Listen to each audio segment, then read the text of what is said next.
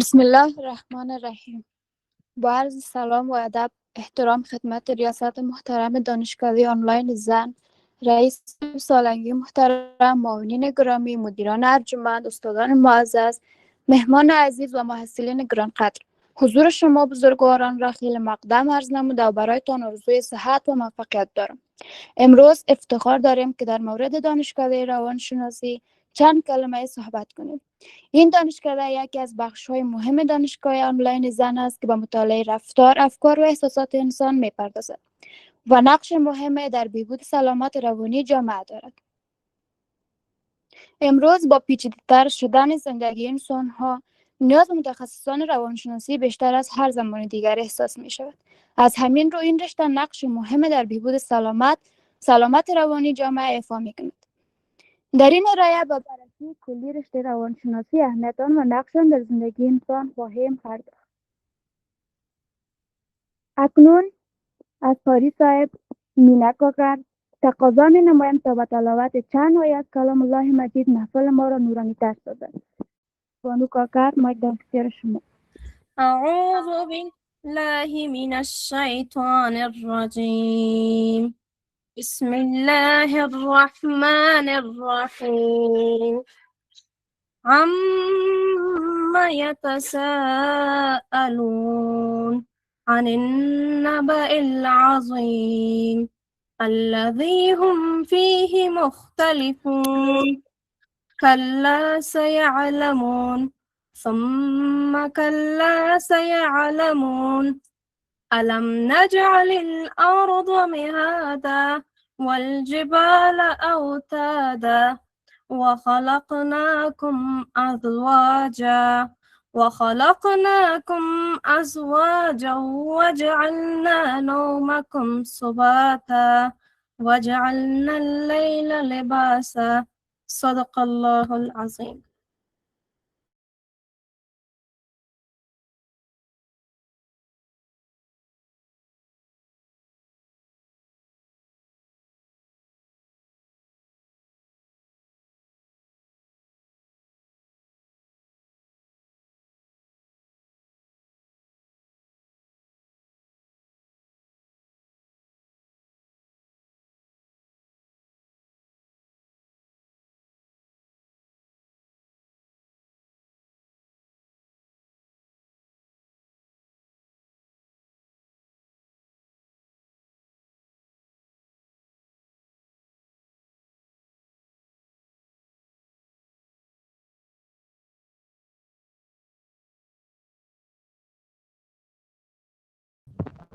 با تشکر از کاکر صاحب عزیز. قرآن نور را در دلها بیشتر می‌کند و روشنایی را در زندگی بیشتر می‌کند. با تشکر از مینا جان عزیز، با تلاوت زیبایشان محفل ما را رنگین‌تر ساختند. و حال از بانو میرزا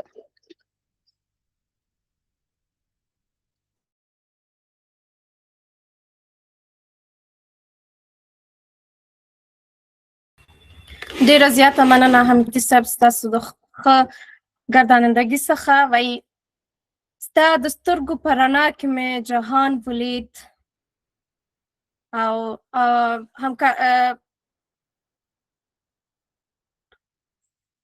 بسم الله الرحمن الرحیم. له هر څه نه مخکې د اغلې کاکړ څخه نړۍ مننه.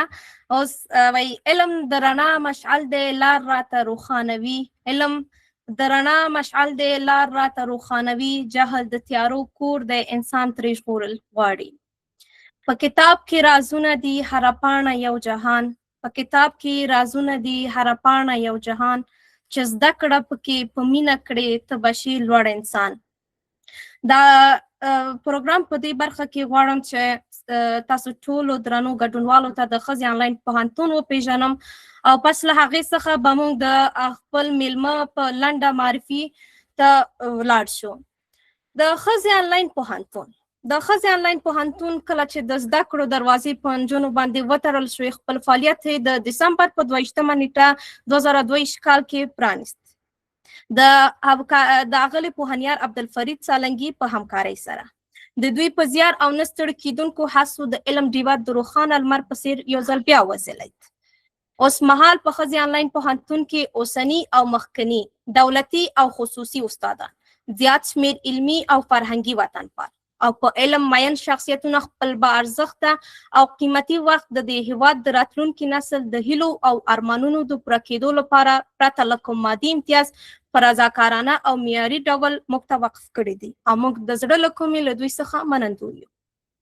په ښځې آنلاین پوهنتون کې په 14 بېلابېلو پوهنځیو لکه طب معالجوي، ستوماتولوژي، فارمسي، قابلګي، حقوق او سیاسي علوم، اقتصاد، انجینري، ښکلا هنرونه، کمپیوټر ساینس، ژورنالیزم، نرسنګ، شریعت، ښوونه او روزنه، ارواپوهنه، کرنه او د ژبو او ادبیاتو پوهنځیو کې لږ تر لږه 18,000 محصلینې په نه ستړي کېدونکو هلو ځلو سره شپه ورځ دلته وقف کړي دي.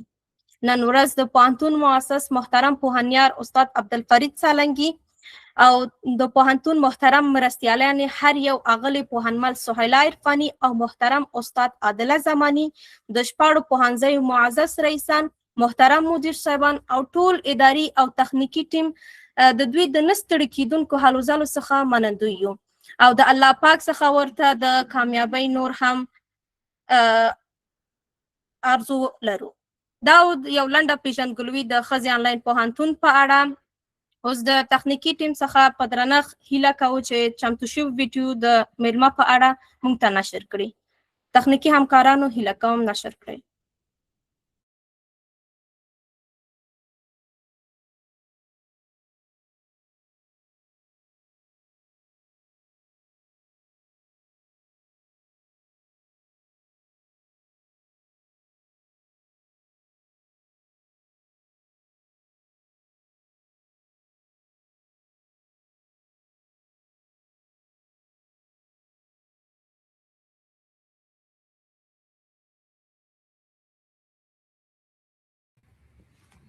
درنو ګډونوالو، لکه څرنګه چې اوس مهال موږ زر ګډونوال په ګوګل میټ کې لرو، د همدې له امله چې دا ویډیو لکه چې تخنیکي ستونزه ورته مخه شوې ده، تر هغه پورې موږ به خپل بل اجنډا ته ولاړ شو او بعد له هغې څخه به موږ د میلمه معرفت ته ولاړ شو.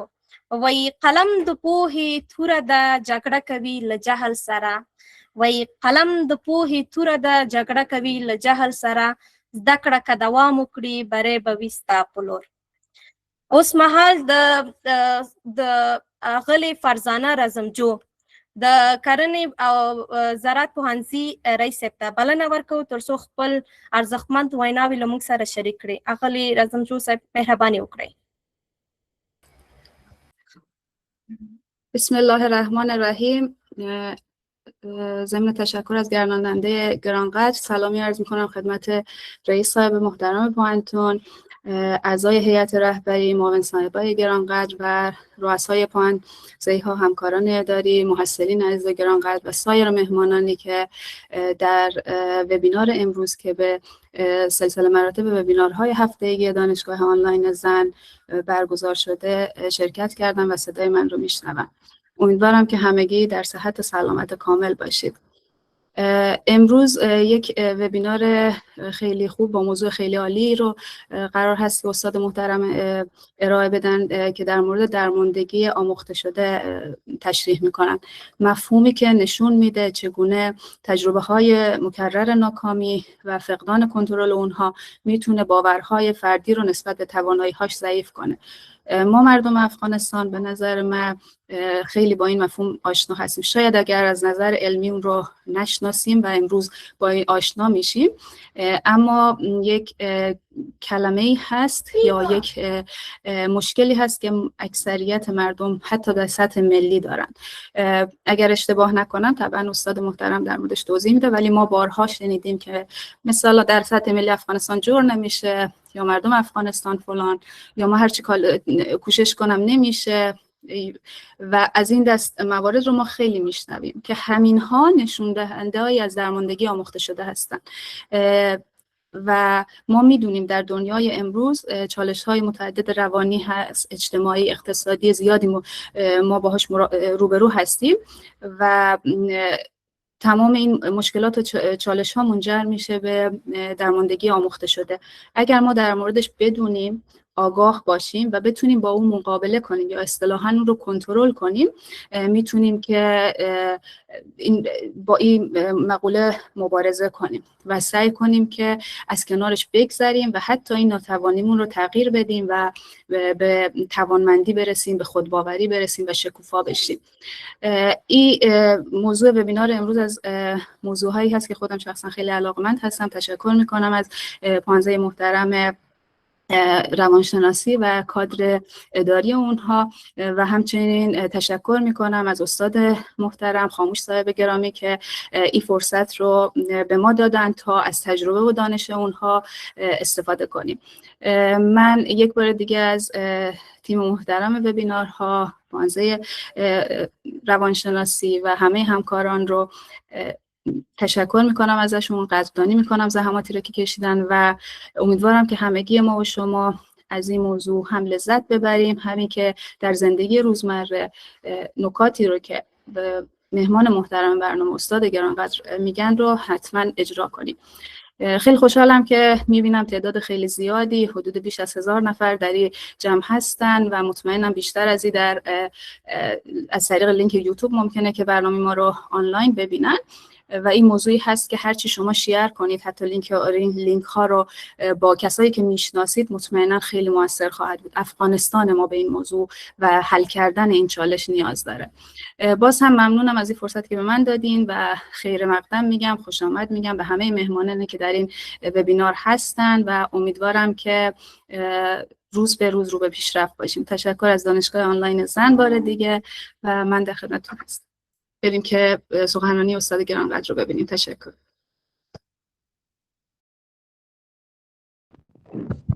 با تشکر از بانو رزمجوی عزیز رئیس دانشکده.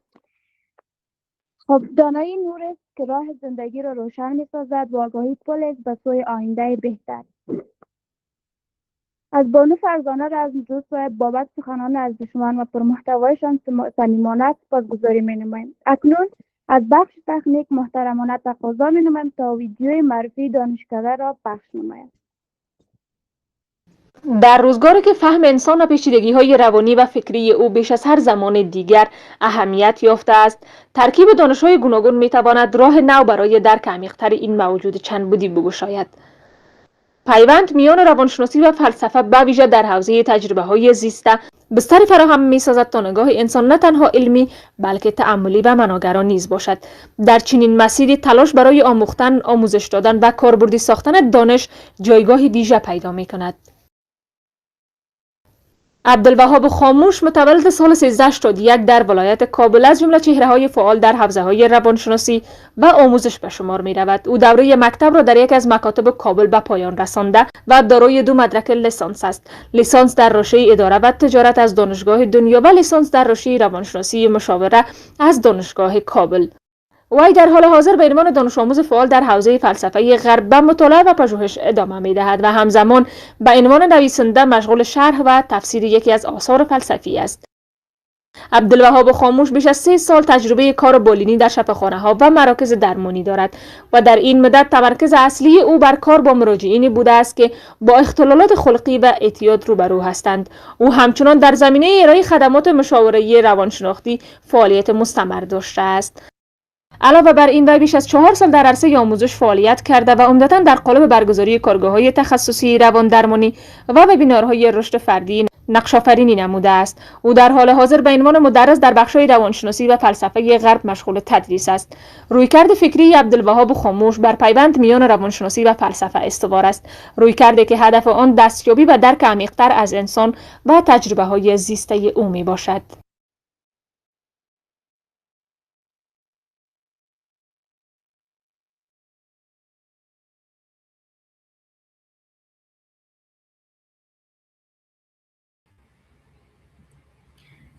دانشجو آفتاب است بر ذهنها بتابد، دانشجو آفتاب است بر ذهنها بتابد، هر کس که سوی آن رفت از تیرگی برآید.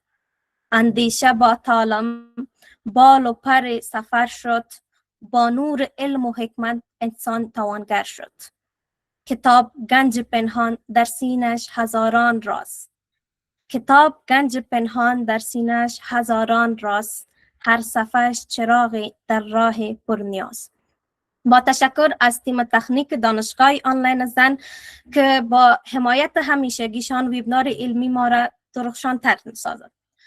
اکنون به بخش مهم از برنامه و اجندای خود رسیدیم. از استاد محترم عبدالوهاب خاموش دعوت میکنیم که ارائه فوق‌العاده خودشان داشته باشند و قبل از اینکه آغاز ارائه داشته باشند از استاد محترم تشکری میکنیم از اینکه دعوت ما را پذیرفتن و میخواین با دانشجویان دانشگاه آنلاین زن و خارج از دانشگاه آنلاین زن اشتراک کنندگان که از طریق لایف یوتیوب همین حالا هم بیننده هستند میتونیم که از ایشان دعوت کنیم. استاد محترم بفرمایید، مایک در اختیار شماست.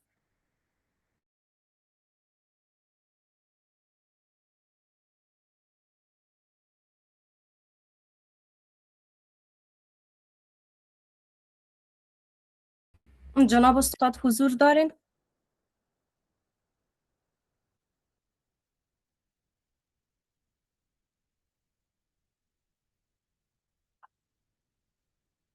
خب اشتراک کنندگان گرامی، قسمی که اطلاع دارین فعلا از طریق لایف همچنان اشتراک کنندگان ما را بیننده هستند و فکر کنم که با استاد محترم همچنان مشکل ایجاد شده است، مشکل تکنیکی فعلا، چون از طریق گوگل میت بیش از 1000 اشتراک کننده و بیننده داریم. بنان تا که استاد محترم میان خوب است یک روشنی بالای عنوانی که امروز مبحث ویبنار است داشته باشیم. خود مفهوم درماندگی در حالی که میفهمیم خود در روانشناسی یک موضوع بسیار خوبی هست و قابل بحث است. خود درماندگی در روانشناسی به حالت گفته میشه که فرد بعد از چند تجربه شکست یا ناکامی باور میکند که هیچ کنترلی به شرایط ندارد و حتی بعضی اوقات فرصت موفقیت را هم نمیتونه که به شخص ایجاد کنه.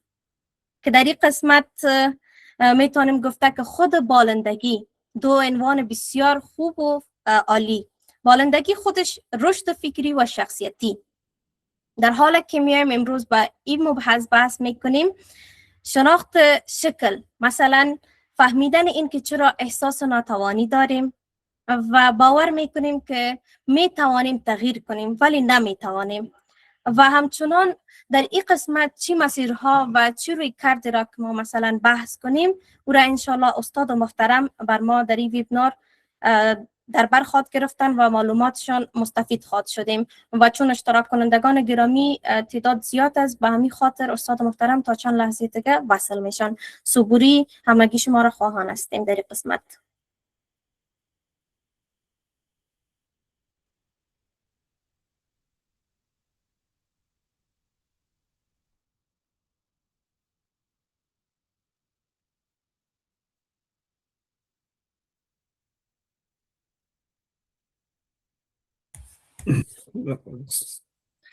سلام و وقت بخیر خدمت همه رازیگو صاحب بزرگوار، رئیس دانشکده وزارت دانشگاه آنلاین زن، جناب استاد بزرگوار استاد خاموش، اساتید عزیز بزرگواری که در برنامه امروز حضور دارند، مسئولین عزیز، امیدوار هستم ما ساعت کامل برخوردار باشین و برای همه کانال رضای صحت و سلامتی دارم. من نمیفهم که استاد فکر کنم با مشکل برخورده سرشن که هستن در برنامه، ما کشون حتما با مشکل برخورده تا که دوباره وصل میشن، حتما همکاران مرا باز متوجه بسازن. با استفاده از فرصت میخوایم نکات چندی را در مورد مسائل دانشگاه با در ویبینار امروز که همه مسئولین عزیز هستن خدمت شما عرض داشته باشم. اولا خب تشکری میکنم از شور و شعفی را که ایجاد میکنین در ویبینارهای دانشگاه آنلاین زن اشتراک میکنین. این نشانگر امو تعهد بلند شما برای آموزش و دلچسبیتان برای آموزش هستند. ممنون از اینکه اشتراک میکنین و در پی از این هستین که بیاموزین و از هر فرصت استفاده میکنین. و در عین حال دانشجویان عزیز، شما اطلاع دارین که خوشبختانه دانشگاه آنلاین زن و جایی از اعتبار علمی و جایگاه خودش در سطح ملی و بین المللی رسیده است که به محض از اینکه ما دانشکده های ما را فرمش به اعلام میرسانیم، متاسفانه که اون گروپ های ظرفی ما هم ظرفیتش تکمیل میشه. مطمئنا از جمع شما دانشجویان خویشاوندانتان و یا هم فامیلایتان است در انتظار از اینکه به دانشگاه آنلاین زن بپیوندند، اما این نکته را فراموش نباید کنیم که تمامی افغانستان است دانشگاه آنلاین زن. بدون شک هیچ دختری را نباید ما از در به دانشگاه آنلاین زن ناامید رخصت کنیم و هیچ دختری را نمیگیم که لیاقت ازیر نداره که به دانشگاه آنلاین زن بپیونده و یا هم لیاقت ازیر نداره که به یکی از رشته های ما انتخاب شود. اما ما مجبور هستیم نظر به ظرفیتی که وجود داره با توجه به ظرفیت ما پلان گذاری کنیم. نمیتونیم بیشترتر از ظرفیت ایجاد شده ما محصول جذب کنیم، چرا روی کیفیت ما تاثیر میکنه. در عین زمان که ما در صدد از این هستیم که از لحاظ کمیت بیشترین دخترها را مستفید بسازیم و در عین زمان مواظب از این هم هستیم که کیفیت پایین نیاره. با توجه به اینکه همه اساتید عزیز و بزرگواری که تدریس میکنن تجربه تدریس هم در بخش‌های آنلاین و هم در بخش‌های حضوری دارن. خوشبختانه امروز دروس دانشگاه آنلاین زن به جای رسیده است تا پسرایی که در این میبینن برنامه‌های ما را بیرون از دانشگاه در صدد از این هستند و درخواست میکنن که به نحوی به دانشگاه آنلاین زن بپیوندند تا دروسشان فرا بگیرن. همکار عزیز وقتی که مایک استاد اوکی شد باز مرا بگوین چون فرصت از اونا را بیشتر نگیرم مرا متوجه بسازیم. از این لحاظ است که ما نمیتونیم متاسفانه که همه را جذب کنیم، اما باز هم تلاش خود ما را میکنیم و که بیشتر فرصت ایجاد کنیم. فکر کنیم که در سمستر گذشته از 16000 محصل دانشجویی که ما داشتیم متونستیم 4000 جذب کنیم. 12000 از اینا رفتن به احتیاط فعال و برنامه ظرفی ما که ان شاء الله جذب خواهیم کرد. فکر کنم که تصویر استاد دیدیم. استاد بزرگوار اگر مایکتون اوکی شده مایک در خدمت شما. بسیار زیاد خوش آمدین. ممنون از اینکه امروز فرصت گذاشتیم به خاطر از اینکه از اندوخته‌هایتون دختران محروم از تحصیل افغانستان مستفید شد. تشکر. سلامت باشین. صدای مرا دارین؟ بله بله. آها تشکر بسیار بسیار. ما بیشتر هرچی در اون اکانت کوشش کردم نتونستم که وارد شوم و ما را پس دوباره خارج میکرد. اما هر در مورد درماندگی صحبت میکردیم، فعلا خود ما را در این خصوص درمانده شده. خب سلام و درود خدمت شما. امیدوار هستم که خوب و صحتمند باشین. من استاد اینا دوباره برگشت میکنم. خب فکر کنم که درست من یک بار سلایدارم فکر کنم که میشه اشتراک گذاشت یا نه. استاد محترم فکر کنم که از طرف من سلاید هم به اشتراک گذاشتنم که اگر لطف کنین سلایدها پیش که فرستاده بودم اگر امور به اشتراک بگذاریم خیلی بهتر میشه. استاد محترم چون فعلا تعداد اشتراک کنندگان به 1000 رسیده، بنابراین شما ارائه خود را لطف کنین آغاز نمایین. همکاران تکنیک کوشش دارن همین که سلاید نشر شد باز انشالله ادامه بدین.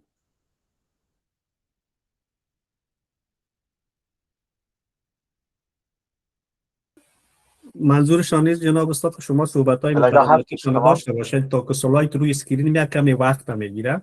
شاید 2-3 دقیقه بگیرم و سلایدتون روی اسکرین میاد. تا وقت ما صحبت‌های مقدماتی رو داشته باشین حتما ان شاءالله که سلایدتون هم همکاران تکنیکی روی اسکرین میاد.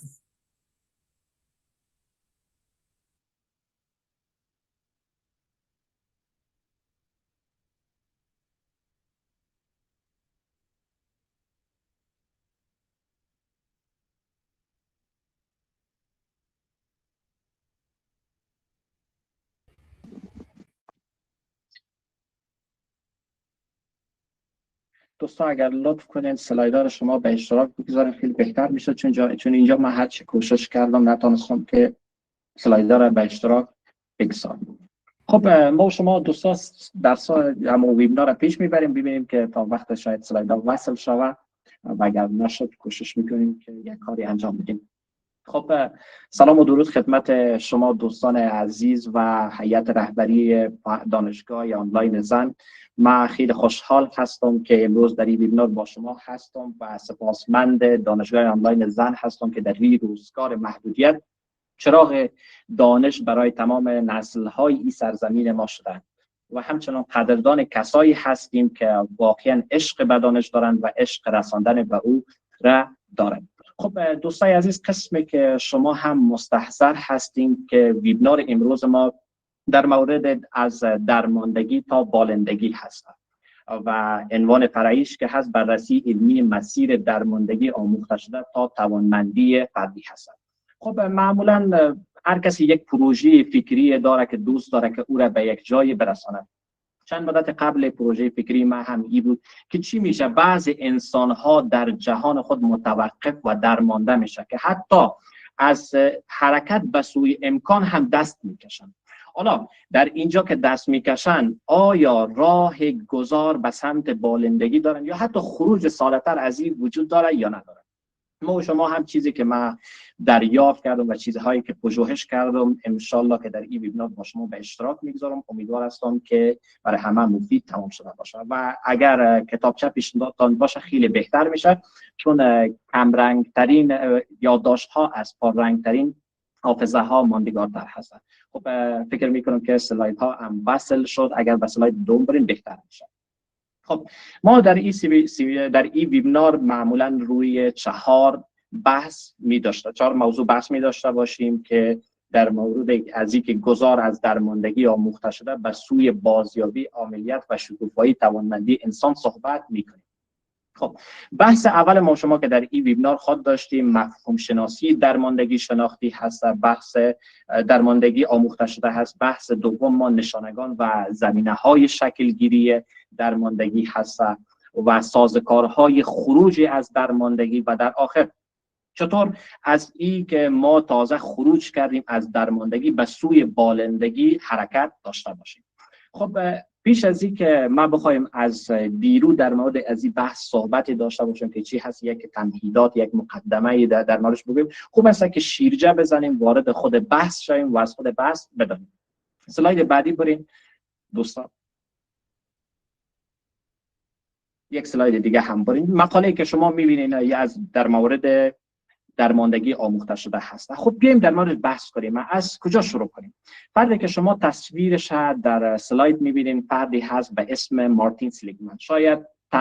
شاید کم کس افرادی باشه در روانشناسی که اسم ایشان نشنیده باشه. شاید به خاطر از اینکه بزرگیشه برای شما نشان بدیم این کافی هست که برای شما بگیم فردی هست که تقریبا چندین سال در کرسی رهبری انجمن روانشناسان آمریکا قرار داشته. پس همین کافی هست که در موردش ما صحبت کنیم. سلیگمن چی کارایی میکنه؟ چرا ما از این استفاده میکنیم در این جلسه؟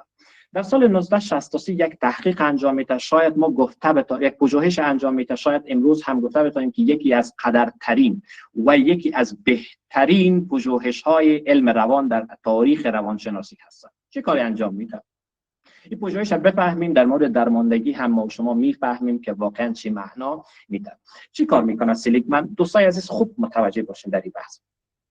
سلیگمن چی کار میکنه؟ میآید چند تا از سگ‌ها را در یک قفسی میگذاره. وقتی در یک قفسی میگذاره یک تا سویچ یا پدال بگوییم یک سویچ میگذاره اونجا که هر زمانی که سگ‌ها گرسنه شد یا رفع حاجتی داشت فقط او سویچ فشار بدن و دروازه از او قفس باز میشه و از او خارج میشه. چند مدت این کار انجام میده و سگ‌ها عادت میکنن به این که وقتی کاری نیاز میشه از قفس خارج شدن. بعد از چند مدت سلیگمن چی کار میکنه؟ این سگ‌ها رو به 2 گروه تقسیم میکنه. یک گروهش مثلا بگیم گروه A هست، یک گروه B هست. با گروه ای چی کار میکنه؟ گروه ای را باز هم در همچون قفسی قرار میده، روزانه برای شوک میده. و معمولا شوک دادن هم برای تمام جاندارانی که حیات در او هست، حالا حیات میگم تمام جانداری که هست برای از او دردآور هست. وقتی که حیوان در گروه ای شوکی میدید به سمت او سویچ یا پدال میره، او را فشار میداد، دروازه باز میشد و از دروازه خارج میشد و فرار میکرد در کل از شوک دادن. اما گروه دوم چی میشه؟ گروه دوم مارتین سلیگمن دروازه را بسته میکنه، باز هم سویچ گذاشته شده، ولی بعد از اینها شوک میدن. اینها هر چقدر که میرن سویچ فشار میدن دروازه باز نمیشه و در و دیوار قفس خودم میزنن سویچ باز نمیشه. به همین مدتی شوک ها بیشتر میشه. بعد از چند مدت این سگ ها می آموزن که دیگر راه فراری وجود نداره و این درد شوک را دیگه چی کار میکنن؟ تحمل میکنن. بعد از این که هر شوکی که این سگ ها میبینن برای جای خود آرام شیشتن و تحمل میکنن رنج و درد این شوک ها. حالا تا اینجا اونقدر مهم نیست، همه ما شما میفهمیم که یک جانداری که بعد از چند مدتی رنج ببره در همون جای خود میشینه و رنج برش عادی میشه. اما کجا مهم میشه برای ما؟ در اینجا مهم میشه که بعد از چند مدتی هم گروه ای سگایی که بود در او هم گروه بی را سگ‌ها را اردش باز دوباره در یک قفس میاره و این قفس هم زمانی که باز دوباره این سگ‌ها شوک وارد میشه که وقتی که میرن او گروه ای چی کار میکنن؟ گروه ای که شوک وقتی وارد میشن پدال میزنن خارج میشن از قفس، اما گروه بی میبینن با چشم خود نگاه میکنن که سگ‌های گروه ای رفتن پدال از زدن یا او سویچ از زدن قفس باز شده و فرار کردن، اما اینها با وجودی که میبینن قفس باز میشن میشینن در جای خود و درد و رنج تحمل میکنن. خب اگر ما شما ساده تر بریم بگیم خب احمق هستی چی هستی خونه دروازه واس برو فرار کن، ولی چی کار میکنه؟ میشینه اونجا درد و رنج تحمل میکنه. اینجا بود که در روانشناسی ترم یا اصطلاح درماندگی آموخته شده دیگه به سمت تئوری یا تئوریش مطرح شد و واقعا یکی از تئوری ها و یکی از نظریه های خیلی خاص عرصه روانشناسی هست که ایرا سلیگمن حالا برای ما خب سگ‌ها و اینا هرچند مهم هست ولی میخواست که ایرا در حوزه روان وارد کنه که آیا انسان ها هم همین گونه هستن.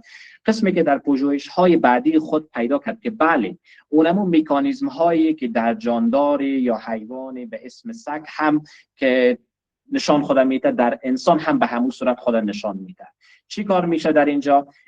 اسم درماندگی آموخته شده را به انسان ها میای تعمیم میده و درماندگی آموخته شده را چی تعریف میکنن؟ در سلاید هم گذاشتیم که درماندگی آموخته شده دیگه حالت روانی هست که در آن فرد پس از تجربه های شکست مکرر چی کار میکنه؟ شکست مکرر در کنترل یک وضعیت به این باور میرسه که تلاش از او بیفایده هست، مثل همون سگ هایی که در قفس هر چی خدایی سوسون میزد دیگه تلاش کردن برشان بیفایده هست و در تلاششون بیفایده است و به این نتیجه میرسه که اگر شرایط هم تغییر کنه دیگه راه نجات وجود دیگه نداره برای اینها. اینجا هم در سلاید بر شما گذاشتیم که حتی زمانی که شرایط هم تغییر کنه راه نجات هم اگر وجود داشته باشه بازم دیگه فرد تلاش نمیکنه.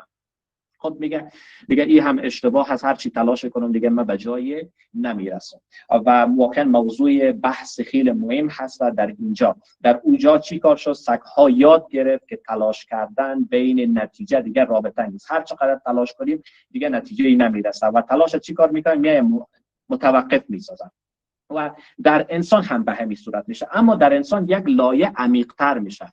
انسان حتی دیگه به این باور میرسه که دیگه من حتی کنترل هم بالای اطراف خود ندارم.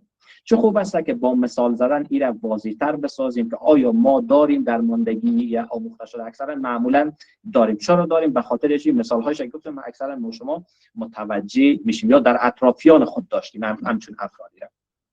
مثال زدن یک راهی یادگیری نیست، به قول انشتین تنها راهی یادگیری هست. پس بریم یک مثال بزنیم. مثلا ساده‌تر یک دانش آموزی در امتحانات وقت شرکت میکنه ناکام میمونه، بار دوم هم شرکت میکنه باز هم ناکام میمونه، بار سوم هم شرکت میکنه باز هم ناکام میمونه، بعد از بار چهارم و پنجم دیگه کوشش نمیکنه. به چی نتیجه میرسه؟ خب میگه هر چی کوشش کنم 3 بار امتحان دادم ناکام شدم، خب بار چهارم و پنجم هم ناکام میمونه. بدون از این که فکر کنه که اگر من استاد خود تبدیل کنم، حالا مکتب خود تبدیل یا دانشگاه خود تبدیل کنم شاید اوضاع تغییر کنه، ولی نه، به این باور میرسه که دیگه تلاش کردن بیفایده هست، حتی که واقعا فرصت ها هم برای فرد وجود داشته باشه. و درماندگی را اگر بیایم خلاصه بسازیم، درماندگی که هست نتیجه تجربه های شکست های مکرر هست. فرد رنج ها و شکست های مکرر در زندگی میبینه و برای چی پیدا میشه؟ باور ذهنی پیدا میشه که تو نمیتونی. یک مثال دیگه هم برای شما بزنم، مثلا افرادی که در ادارات دولتی یا حتی ادارات شخصی و اینا کار کردن، روزهای اول وقتی که وارد میشه خیلی تلاش میکنه، خیلی کارهای انجام میده، وقتی میبینه تلاش های بیفایده هستن، میبینه افرادی هستن که با واسطه معمولا در بعض جاها که شما شاهد هستین با واسطه خیلی حالا از بس 5 و 4 میره 4 و 3 و 2 و این صورت حالا پایین‌تر میره، اما هر چقدر تلاش میکنه در اون جایی که مانده دیگه پیش رفتن نمیتونه. بعد از چند مدت به این نتیجه میرسه خود دیگه بیا اونم که تلاش کو برابرم وزنت که هست تلاش کنه دیگه از اون بالاتر تلاش نکنه، یا چون من 2 ماه یا 3 ماه تلاش کردم کلش به شکست مواجه شد، هیچ کسی به سمت من توجه نکرد. یک مثال دیگه هم بزنم خیلی خوبتر جا بیفته. مثلا ما شما در افغانستان خود متاسفانه این تجربه ها را داریم دوستای گرامی، در اطراف ما حتی در کابل هم دیده میشه بعضی جاها که خانم هایی که از دست شوهران خود لط میخورن، شاید روزای اول دعوا کنن، سر و صدا کنن که چرا لط میکنن، بعد از چند مدتی چی میرسن دیگه تحمل میکنن درد و رنجش و میپذیرن که هی حالا حقش هست یا دیگه کاری کردن نمیتونن و بعد هر کاری کنه تلاش کنن به سمت پدر، وقتی که آمده پدر جوابش داده، به سمت برادر آمده برادر جوابش داده، به سمت مادر آمده مادر جوابش داده، دیگه در هیچ تکیه‌گاهی پیدا نمیکنه. چی کار میکنه؟ به این نتیجه میرسه که نه دیگه باید تحمل کنم، این زندگی هست و به همین صورت من پیش میرم. خب حالا دغدغه اساسی من، حالا من خودم مطرح کنم خیلی بهتر. دغدغه اساسی من بیشتر فرد نیست در اینجا دوستان. من از سطح فرد دوست دارم که ایره به سطح جامعه برم بکشانم بشه. چرا برای من فرد اینجا اونقدر مهم نیست که جامعه مهم است؟ چون بعضی از تحقیقات دوستای گرامی که من فکر کنم که اونجا نیاوردیم، بعضی از تحقیقات نشان میده که واقعا در جامعه ما همچون چیزی وجود داره، اما چون باید احتیاط کنیم در این عرصه که مبادا که چیزی که هست چیزی که نیست ما بیاییم از خود برچسب بزنیم که جامعه اینگونه هست. حالا من شاید بر اساس یک پژوهش، یک تحقیق، یک چیزی آمده باشم ایره ما تعمیم داده باشم، ولی باید خیلی در این عرصه ما شما احتیاط داشته باشیم، چون معمولا درماندگی آموخته شده را چه کسی ارائه کرده؟ مارتین سلیگمن در کدام جای، در کدام فرهنگ؟ در فرهنگ آمریکا مطرح کردن.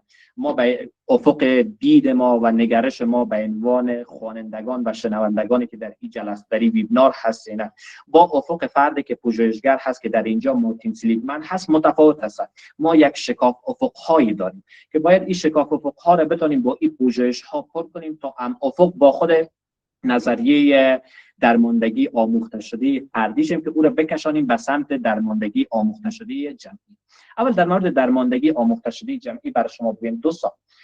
درماندگی آموخته شده جمعی هم به همون صورتی که فردی هست در سطح کلانتر هست که جامعه یا فرد یا جامعه یا افرادی که در او جامعه هستند تجربه مکرر شکست ها یا ناتوانی در کنترل یک وضعیت که هستن براشون اتفاق میفته، به این نتیجه میرسن که چی هست دیگه تلاش در سطح جامعه هم دیگه بیفایده هستن و حتی اگر فرصتی براشون پیدا شود یا آلتی از تغییر، یک روشنایی، یک روزنی، امیدی هم پیدا شده، دیگه به این نتیجه میرسن که نه دیگه به صورت جمعی هم ما اگر کوشش کنیم ما به جایی نمیرسیم و این به نظر من بحران بزرگتری هست که در افغانستان وجود داره. چرا من میگم که حالا بیایم مطرح بسازیم بحث خود را یا تحقیق خود را؟ چیزی که ما تحقیق کردیم تا جایی که پژوهش کردیم، من فکر میکنم البته در حد فرضیه هست، اینجا دوست دارم که صحنه تحلیلی را بزرگتر بسازم و شما بعد از این برین تحقیقات بیشتری در این خصوص کنیم تا واقعا ثابت شود و ما به صورت نسبتا قطعی بگیم که همچون چیزی وجود داره. بیم چند تا تحقیق من میارم که حتی الامکان حرفای مرا مستند کنه. یکی از تحقیقاتی که وجود داره جناب بکپاش و جناب و همکارانش در سال 2026 همین سال تحقیق میکنه و در تحقیق خود چیزی که پیدا میکنه ناامیدی را در سطح بالا گزارش میده. نگرانی بالا هست و سطح درماندگی هم در افغانستان و از بالای 50% وجود داره. مثلا تحقیق دوم که از داده های سلامت روان هست، شما میشه در دانشگاه ها و اینا برین چند تا را که مخانم معمولا سطح ناامیدی و اینا پایین‌تر هست. یا مثلا یک تحقیقی که ورلد هپینس همین سال یا سالهای قبل هر سالی که انجام میده میزان شادکامی کشورها را نشان میده. شما هم از این آگاه هستین که افغانستان متاسفانه امسال هم در زمره کشورهای هست که پایین ترین سطح از احساسات مثبت و امید به آینده را تجربه میکنه. یا شادکامی دیگه پایین تر هست. فکر کنم افغانستان 147 در بین 147 کشور شده و پایین ترین سطح ما در سطح جهان در این خصوص داریم. چرا حالا من میایم از ناامیدی اینجا میایم از او استفاده میکنم در درماندگی او را تامین میکنم. خود مارتین سلیگمن هم میگه که علت ناامیدی که هست در طول رشد فرد که هست درماندگی هست.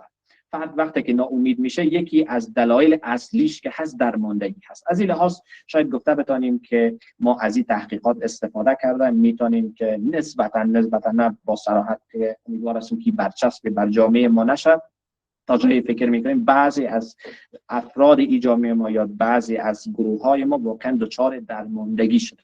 حالا اگر من مثالی بزنم، یک مثالش این هست که بی‌تفاوتی مردم نسبت به تغییرات اجتماعی هست.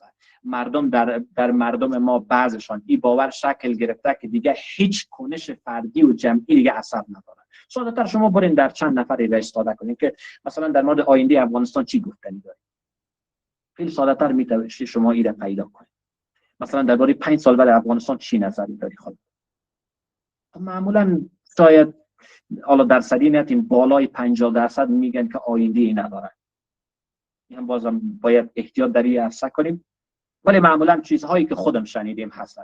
یا مثلا مثال دیگه بزنیم، کاهش انگیزه در نسل جوان ما هستن که دیگه برای آینده خود تلاش نمیکنن. مثال ساده تر برای شما بگویم، ما یک چند مدت پیش وقت زمانی که از دانشگاه که فارغ شدیم بیرون شدیم، یکی از دوستای ما برای من میگه که من میگه حیران افرادی هستم که میرن بعضیشون کانکور میخونن، به خاطر کانکور میخونن که در کجا برسن، در جای ما برسن که بیان دانشگاه بخونن خلاص شدن. اینا ما خلاص شدیم، چی شد دیگه؟ هیچی. ما نسل قبلی ما که فارغ شده بود سال قبلی، او هم بیکار مونده، ما هم بیکار مونده. پس حتی از حرف از این فرد هم میشه ما استناد کنیم که اون ناامیدی در یا کاهش انگیزه را در نسل جوان میشه ما ببینیم. یا یک چیز دیگری هم که ما با بعضی از استادای ما بحث کردیم، یک روز استاد ما درس کارخانگی و اینا را تمام نکردن، پروژه‌ای که برای ما داده شده برای ما میگه که شما مثلا درس نمیخونین و فلان نمیخونین، چرا این کار انجام میدین؟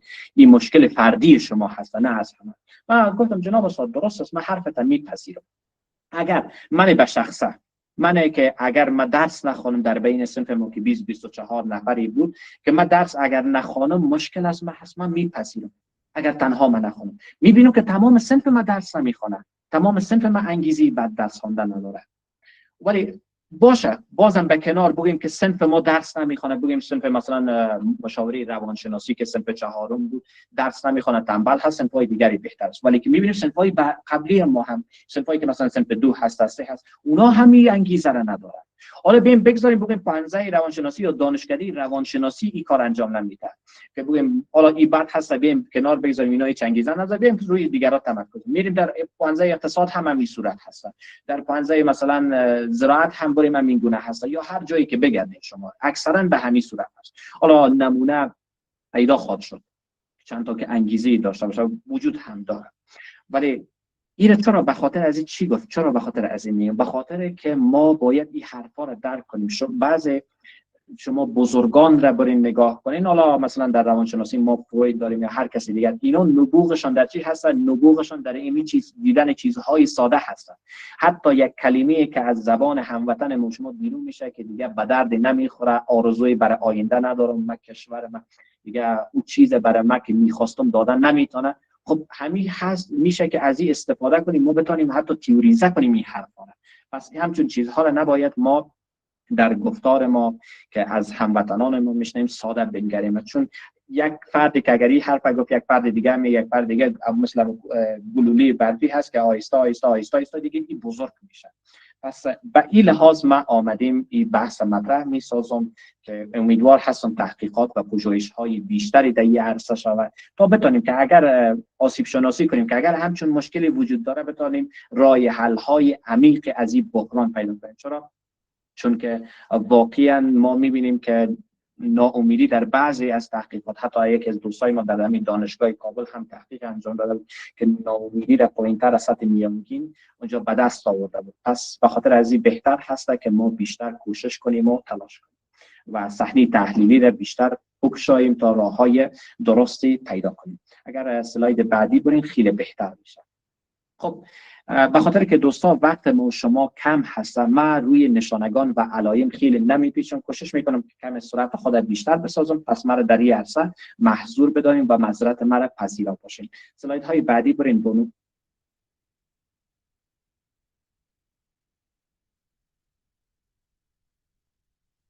خب اگر بیم در سطح جامعه، اول بیم علایم درماندگی آموخته شده را در سطح جامعه ببینیم. یکی از علائمش که هست کاهش احساس ناتوانی جمعی هست که یک گروه، یک جامعه احساس تواناییش چی کار میشه دیگه پایین میه.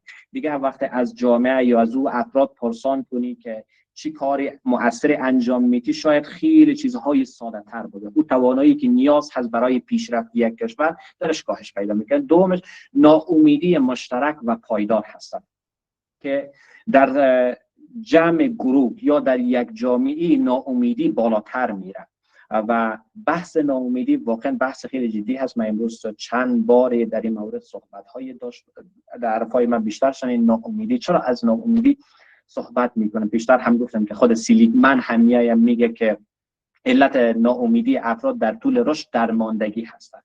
ما وقتی که فرد دچار درماندگی میشه دوستان، اولین چیزی را که از دست میده امید هست و شاید عمیق‌تر بیایم بحثش کنیم که ما انسان ها به قول پوناچدرون معتاد به امیدواری هستیم. همه ما، شما این امید هست که جامعه را استوار کرده و حرف نیچه را شاید شنیده باشین که میگه اگر حقیقت آشکار شود جامعه فرو خواهد باشید. چرا؟ چون به اساس یک دروغی بنا شده. حالا اینجا بیایم بگیم که به اساس یک امیدی بنا شده. امید را هم از دست میدین در این مرحله. امید به این که دیگه تغییری وجود نداره. مسئله این نیست که ما مشکل داریم، مسئله این هست که امید به تغییر، امید که حتی میفهمیم راه حل چی هست. معمولا از اکثر مردم ما پرسان کنیم راه حل هم میفهمند، امید به اون راه حل هم دیگه از بین میره. در این مرحله واقعا مرحله جدی هست. ما امیدوار هستم که در این عرصه تحقیقاتی بیشتر شود و بتونیم راه حل های بهتری پیدا کنیم برای خروج همچین چیزی. اعتقاد به بی تاثیر بودن هر اقدام جمعی. مردم یا اجتماع یا گروه به این اعتقاد میرسن، به این باور میرسن که هر اقدام جمعی دیگه به دردی نمیخوره. بعضی از گروه ها میبینیم که یک کاری انجام میده، از مردم پرسان که نظرتون در مورد از چی هست، میگه به درد نمیخوره، کل مردم که در کار انداخته شکست خورد. چرا؟ به خاطر که جور نمیشه. یکی مثال. حالا مورد دیگر در علائم جمعی درماندگی، انفعال اجتماعی و پذیرش منفعلانه وضعیت موجود هستند. منفعل میشه مردم جامعه و به این پذیرش میرسن که وضعیت خودش منفعل هست. هر چقدر تلاش در این وضعیت کنیم، چون وضعیت خودش منفعل هست، نه پاداشی داره نه نتیجه داره، پس بناهن کنش کردن، عمل کردن در این جامعه دیگه به دردی نمیخوره. پس اگر بحث خود من بیشتر روی جامعه اینجا خیلی کم میپیچم، چون اگر فرصتی هم نیست، امیدوار هستم یک زمانی در این مورد بیشتر صحبت هایی شود. درماندگی آموخته شده جمعی معمولا مفهوم جدید در عرصه روانشناسی از 1 سال یا 2 سالی هست که معمولا وارد حوزه علمی شده. پس امیدوار هستم بیشتر تحقیقات شود بتونیم از این بیرون شیم. و پس خلاصه کنم به بحث خودم. اما از شما یک سلاید پیشتر روی من خلاصه میکنم بحث تا اینجا. درماندگی جمعی را صحبت کردیم و درماندگی فردی را صحبت کردیم. درماندگی فردی چی بود؟ گفتیم که یک فرد رنج‌های بیشتری میکشه یا شکست‌های مکرری میکشه، شکست‌های مکرری میخوره، به این نتیجه میرسه که دیگر کوشش کردن و کاری انجام دادن بی‌فایده هست. بنابراین حتی اگر زمان فرصت هم مهیا شود دیگه دست به عمل نمیزنه. و در سطح جمعی را بزرگتر بسازیم که یک جامعه یا گروه شکست‌های متواتر می‌خورند یا رنج‌های متواتر متحمل میشن، رنج‌های سیاسی، اقتصادی، جنگی، فقر یا هر چیزی دیگر متحمل میشن، به این نتیجه میرسن که دیگر تلاش کردن بی‌فایده هست. حتی اگر زمان فرصتی هم براشان مهیا شود دست به عمل و کنش نمیزنن. پس این شد بحث درماندگی جمعی و شناختی که بعضی از علائم درماندگی جمعی را ما هم صحبتی داشتیم.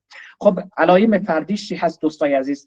ما در 4 قسمتی صحبت می‌کنیم در مورد علائم فردیش. علائم شناختی داریم، علائم هیجانی، علائم فیزیولوژیک و علائم رفتاری. در علائم شناختی دوستای عزیز که هست باور به عدم کنترل هست. فرد دیگه به این باور میرسه که دیگه کنترل روی وضعیت نداره. باور دومش هست علائمش تعمیم شکست به تمام حوزه‌های زندگیش دیگه چیکار میکنه؟ تعمیم میکنه. مثلا در امتحان ناکام مونده، دیگه فکر میکنه که در همه زندگی دیگه ناکام میمونه. یا مورد بعدی اسناد درونی پایدار به کلی و تفسیرش چیکار میشه؟ درونی میشه، یعنی دیگه میگه تقصیر من هست تمامش. و پایدار میشه، میگه همیشه همین طور خواهد بود و به همین صورت ادامه پیدا خواهد کرد.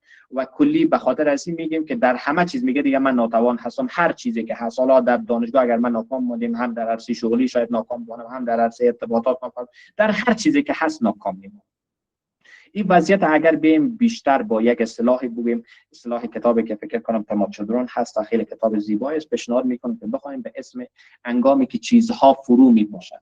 شاید این وضعیت بیشتر با این عنوان بتونیم که درست شرح بدیم. هنگامی هست که دیگه چیزها فرو میپاشند، که دیگر نه امیدی مانده، نه کنترلی مانده و نه تفسیری مانده که بتونیم از او چیزی مثبت استخراج ما کنیم. و باور به عادی شدن رنج هست که ما اینجا در سلاید هم فکر کنم سلاید خودم وصل شده، درست است؟ نه نشده. باور به عادی شدن رنج هست. در جامعه چی میشه؟ دیگر رنج عادی میشه. یکی از علائم شناختیش هست که وقتی که فردی که در جامعه زندگی میکنه رنج عادی میشه. مثلا یک فرد خوشحالی میکنه، ما در جامعه معمولا تجربه کردیم یک نفر که خیلی خوشحالی میکنه، نه خوشحالی نکن بدر نمیخوره، ما جامعه ما رو ببین خوشحالی میکنیم، مثلا فلان اتفاقی میفته فلان، یا ما معمولا که هستیم هیجان ستیز شادی هستیم اکثر ما واقعا. و چی کار کردیم؟ رنج را عادی ساختیم. به قول صادق هدایتی میگه که بزرگترین جنایت این سرزمین عادی شدن رنج هست. ما در صفحات مجازی میریم نگاه میکنیم، در هر جای نگاه میکنیم که فقط رنج هست که شما را پیشرفت میده. اگر کسی در زندگی خود رنج مشکلات هیچی ندید نمیتونه پیشرفت کنه. پاربلوم خیلی یک تحقیق زیبایی انجام میده، نه میگه این افراد که هست نمونه‌گیریشون سوگیرانه هست. چند نفری را انتخاب میکنن، میگن که اینا از رنج مثلا در سوشال میدیا مثل ایلان ماسک یا هر کدام دیگرش که از دل ناتوانی بلند شدن و به موفقیت رسیدن، اینا نمونه های سوگیرانه است. چند تا نمونه می بیان میکنه برای شما که میگه که اینها از دل رنج عبور کردن و به سمت موفقیت رسیدن. ولی میگه من برای شما هزاران نمونه نشان میدم افرادی هست که رنج های بیشماری بود اما رشدی نکردن. چرا؟ به خاطر که فقط ما نگاه نکنیم که رنج بردن تنها دلیل موفقیت میشه. یکی از دلیل های موفقیت شاید باشه که موفقیت استوارتر و پایدارتر بسازه، اما تنها عامل موفقیت نیست. و در اینجا هم که یکی از علائم شناختی ما هست که باور به عادی شدن رنج هست، که فردی که درمانده هست باور میکنه دیگر رنج برش عادی هست، باید تحمل کنه. و علائم هیجانی یک سلاید اگر بیشتر بریم بهتر میشه. علائم هیجانیش هم که هست خلق افسرده و غم پایدار هست و همچنان احساس درماندگی شدید هست که درماندگی شدید بیشتر میشه، احساس بی‌ارزشی و پوچی هست. و اگر ویجا بگیم چه تفاوتی با اختلال‌های افسردگی داره، اختلال‌های افسردگی معمولا اختلال هست، یک طیف از علائم نشانگان داره، ولی درماندگی آموخته شده که هست یک نوع زمینه ساز افسردگی هست، به نوع یک نوع یادگیری هست، یک مکانیزم هست، نه اختلالی. پس امیدوار هستم که این تفاوت با اختلال افسردگی حالا اساسی باشه یا دائم باشه هر کدام شما بفهمید. اسلاید بعدی بریم. علائم رفتاریش هم دوستای عزیز که در سطح رفتار خود نشان میده انفعال هست. فرد منفعل میشه از اینکه کنش انجام بده و از اینکه دیگه راه حلی وجود نداره، دیگه کنش کردن، عمل کردن دیگه برش چی کار میکنه؟ دیگه پایین میاد. اجتناب از چالش‌هایی که در زندگی برش ایجاد میشه از اونها دیگه اجتناب میکنه. تسلیمی سریع در مقابل از اینا، وقتی که مشکلاتی در صدر راه از اینا قرار میگیرن زود تسلیم میشن. کاهش عملکرد در تحصیل کار یا زندگی روزمره، عملکردشان در سطح تحصیلی کاهش پیدا میکنه و همچنان زندگی روزمره را هم دچار مشکلات خاص خود میسازه. اسلاید بعدی اگر بریم بهتر بشه. بعد در بعضی موارد دوستای عزیز علائم فیزیولوژیکی را هم نشان میده، مثل خستگی مزمن. ای افراد معمولا میگن دارن اختلال در خوابشان دچار مشکل میشه، تغییر در اشتهایشان دچار مشکل میشه. پس اینشون علائمش دوستای عزیز. ما به خاطر از زودتر گذر کردیم که فرصتمون کمتر هست. اسلاید بعدی اگر بریم بهتر. دو اسلاید بعدی بریم. حالا در مورد زمینه ها و شکلگیری از این صحبت می داشته باشیم. خب زمینه های شکلگیریشان چی باعث میشه که زمینه ساز شود که ما دچار درماندگی آموخته شده شویم؟ البته یک چیزی را یادتان باشه که ما به این مواردی که مثل مشکلات هست یا اختلالات هست به صورت تکاملی نگاه نمی کنیم. مثلا یک فرد میگه من دچار افسردگی شدم، حالا اینجا بگیم دچار درماندگی شدم. چرا شدی؟ به خاطر که من در امتحان کنکور ناکام ماندم. خب این تکاملی هست. پس ما بر سوال میکنیم چند نفر دیگه در کنکور اشتراک کردن؟ میگه بیشتر از 100,000 نفر اشتراک کردن. چقدرش مثلا فکر میکنی که ناکام مونده؟ میگه شاید بیشتر از 20,000 نفر هست که ناکام مونده. اونا هم دچار درماندگی شدن؟ نه، میگه اکثرا نشدن.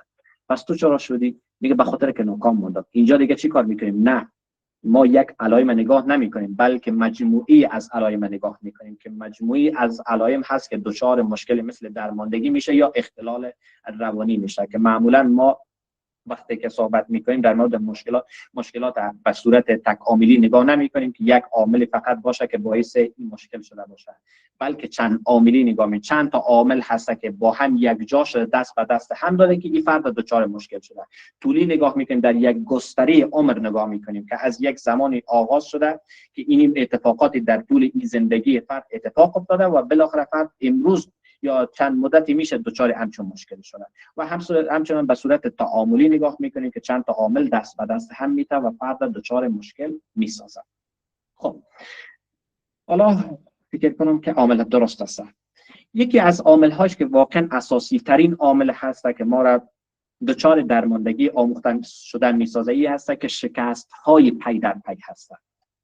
بیشتر هم گفتیم که شکست های پی در پی در زندگی برش اتفاق میفته. چی کار میکنه؟ چی کار میشه؟ دچار درماندگی میشه و به این نتیجه میرسه که دیگر عمل کردن دیگه فایده نداره، یا تنبیه و فشارهای مکرر بدون امکان فرار.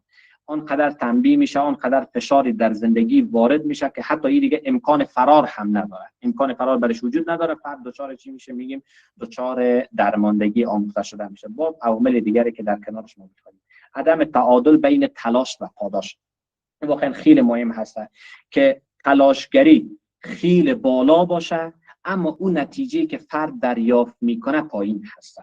فرد حالا به عدد در یک مقیاس بگیم، مثلا فرد تلاش میکنه که تلاشش از 10 8 هست، ولی اون چیزی که نتیجه میگیره معمولا 1 و 2 هست. مثال در مکتب بزنیم، یک فرد خیلی تلاش میکنه، خیلی مثلا زحمتی میکشه، درس های خود شبانه روزی میخونه، در امتحان هم خوب درس میخونه، ولی نتیجه‌ای که به دست میاره مثلا خیلی پایین هست بعد اون تلاشش. فردی رو میبینه مثلا با واسطه حالا اول و دوم شده، اگر بعضی جاها ما داشتیم اول و دوم شده و فرد مثلا الان چهارم و پنجم و ششم نظر به اون تلاشی که کرده بود پایینتر آمده. 1 سال همچون اتفاق بیفته، 2 سال اتفاقی در اون مکتب بیفته، بعد از چند مدت به این نتیجه میرسه که دیگه تلاش کردن بی‌فایده است. چرا؟ به خاطر اون پاداشی که من دریافت میکنم، اون چیزی که من دریافت میکنم خیلی پایینتر از چیزی هست که من تلاش میکنم. بنابراین چی کار میکنه؟ از تلاش کردن دست میکشه به اون صورت که قبلا به ساده‌تر و عادی‌تر هست پایینتر انجام میده و در اینجا عملکرد تحصیلی، شغلی یا هر چیزی که هست کاهش پیدا میکنه. کمی پیشتر بریم. سبک اسنادی. سبک اسنادی وقتی ما صحبت میکنیم دوستای عزیز، اونمو چی هسته؟ اونمو نحو تفسیر فرد از شکست ها که هست تعیین کننده هست اینجا، که ما دیگه شکست ها را تفسیر میکنیم. حالا ما رویکردهای شناختی رفتاری کسایی که کار میکنن در اونجا میگیم که این خود موقعیت ها یا اتفاقات، مشکلات خودش نیستن که ما را متاثر میسازه. این نوع تفسیر ما از او هست که ما را دچار مشکل میسازه. در درماندگی آموخته شده ما سبک اسنادی داریم یا سبک تفسیری داریم. اون مشکلی که برای ما اتفاق میفته چی کار میکنیم؟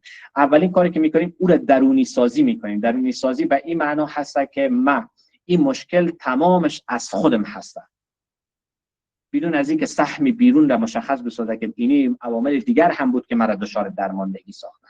یا چی کار میکنه؟ پایدار میکنه. در همیشه میگه امیتو خواهد بود. در طول گستره زمان که ما تا حالا که انجام دادیم ناموفق بودم، بعد از این هم من ناموفق خواهد بودم، پس تلاش کردن بی‌فایده هست.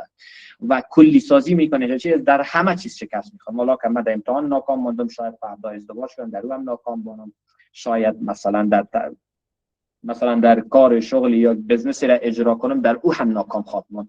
ببینن چی کار میکنه؟ فرد از تلاش کردن روز به روز کاهش پیدا میکنه. این چیز نحو تفسیر ما از این چیز هستن. خب و او الگوییم که پیشتر گفتیم بیشتر مستقیم با افسردگی ارتباطات خاص خود داره، به خصوص افسردگی اساسی. یکی از عوامل دیگرش دوستای عزیز خود واقعی و خود آرمانی هست. اینجا موضوع چی هستن؟ چیزی که من هستم مثلا حالا همین درس هایی که را خواندیم فعلا حالا بینمی وضعیتی که واقعا وجود دارم، نه کم و نه زیاد، و چیزی را که در ذهن خود دارم آرمانی هست که یک زمانی در اونجا برسم. روانشناسا چی میگن؟ میگه هر چقدر این خود واقعی تو با خود آرمانی فاصله بیشتری داشته باشه، در اینی فاصله ها هست که اختلالات و مشکلات روانی ایجاد میشه. مثلا من خودم فردی هستم که در کابل زندگی میکنم، با یک وضعیت اقتصادی نسبی هست هر چیزی که دارم، ولی خود آرمانی من قدر بزرگ است که من میخوایم هفته دیگه بالاخره آمریکا حرکت کنم، آرمان من از در آمریکا حرکت کنم، جای ایلان ماسک بگیرم، جای مثلا حالا رئیس جمهور شه بگیرم، این کارا کنم اون کارا کنم این کارا کنم. هفته ها میگذره، یک هفته تمام کرد، حالا یک هفته تعیین کردن، نرسیده به اون چیزی که داشتم. 2 هفته 3 هفته بالاخره چی کار میشه؟ او آرمانش کوچک میشه که بالاخره دیگه برش آرمانی نمیمونه، امیدی نمیمونه که به یک موقع برسه. و پس هر چقدر این فاصله ها بیشتر در اول باشه، در او وسط اختلالات ایجاد میشه.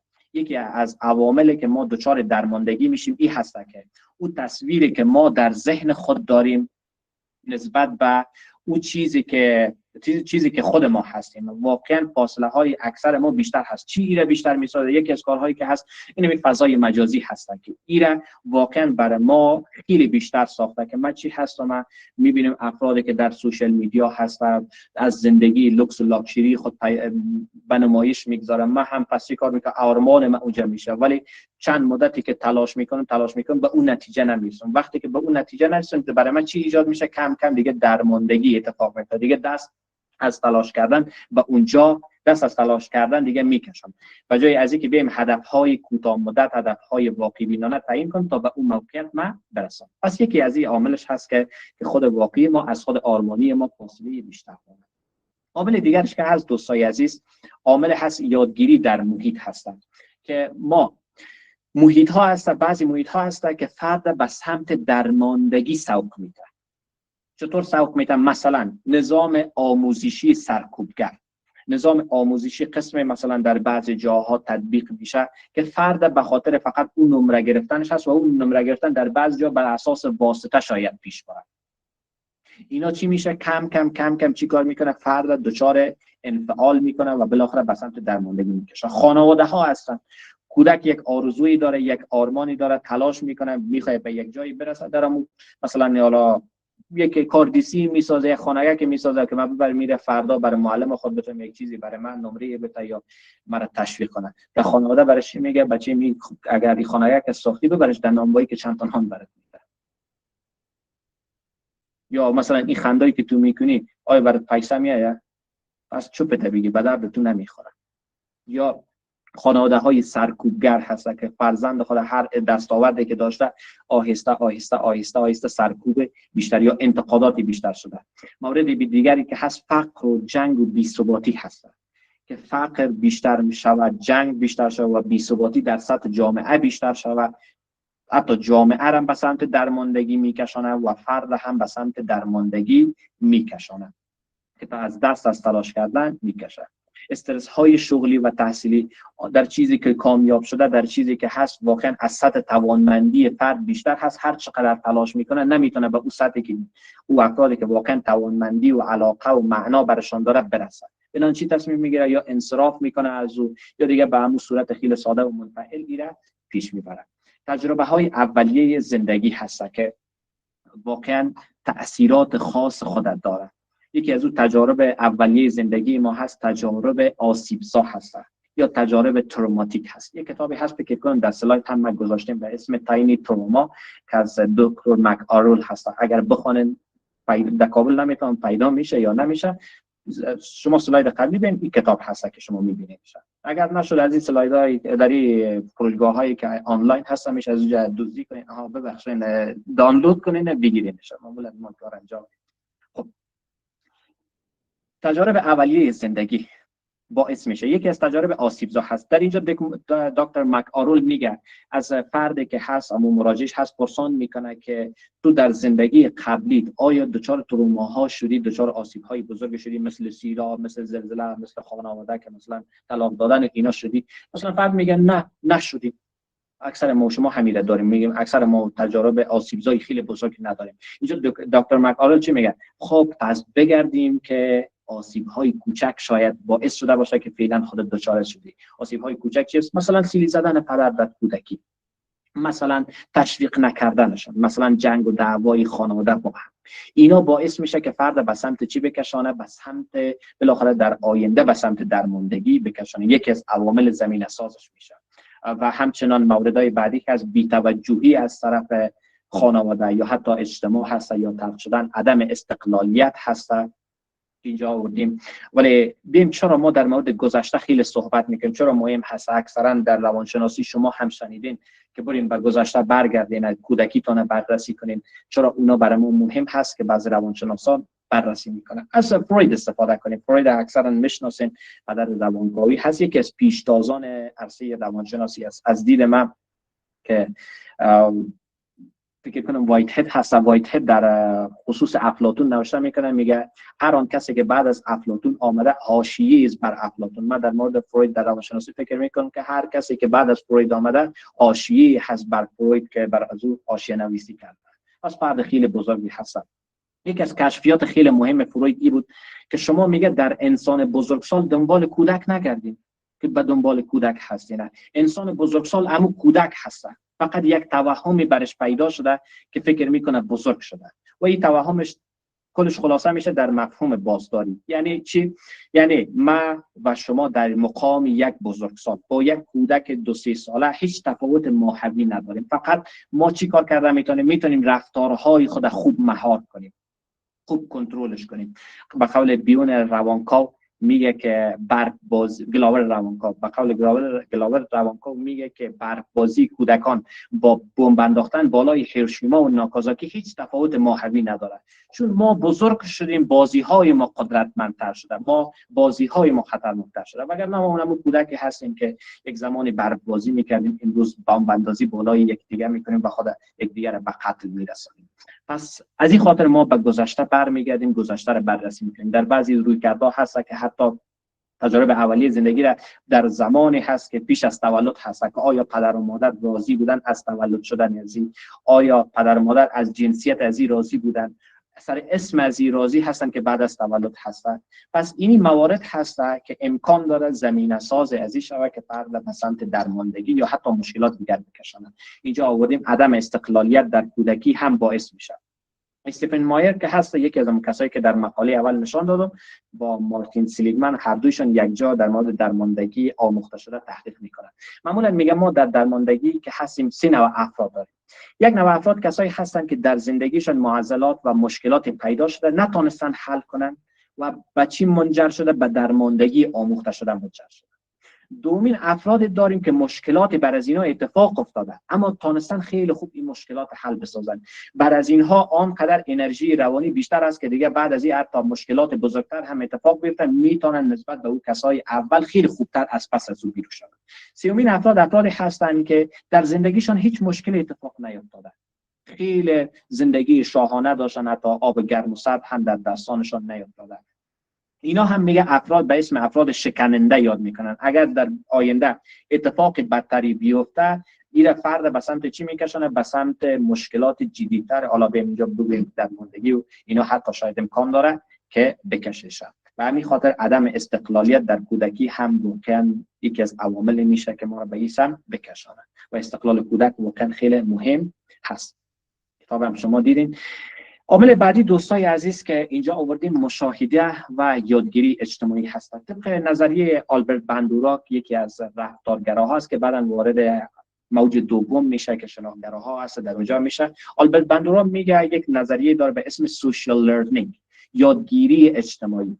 میگه ما رفتارهای خود را از مشاهده کردن اجتماع یاد میگیریم.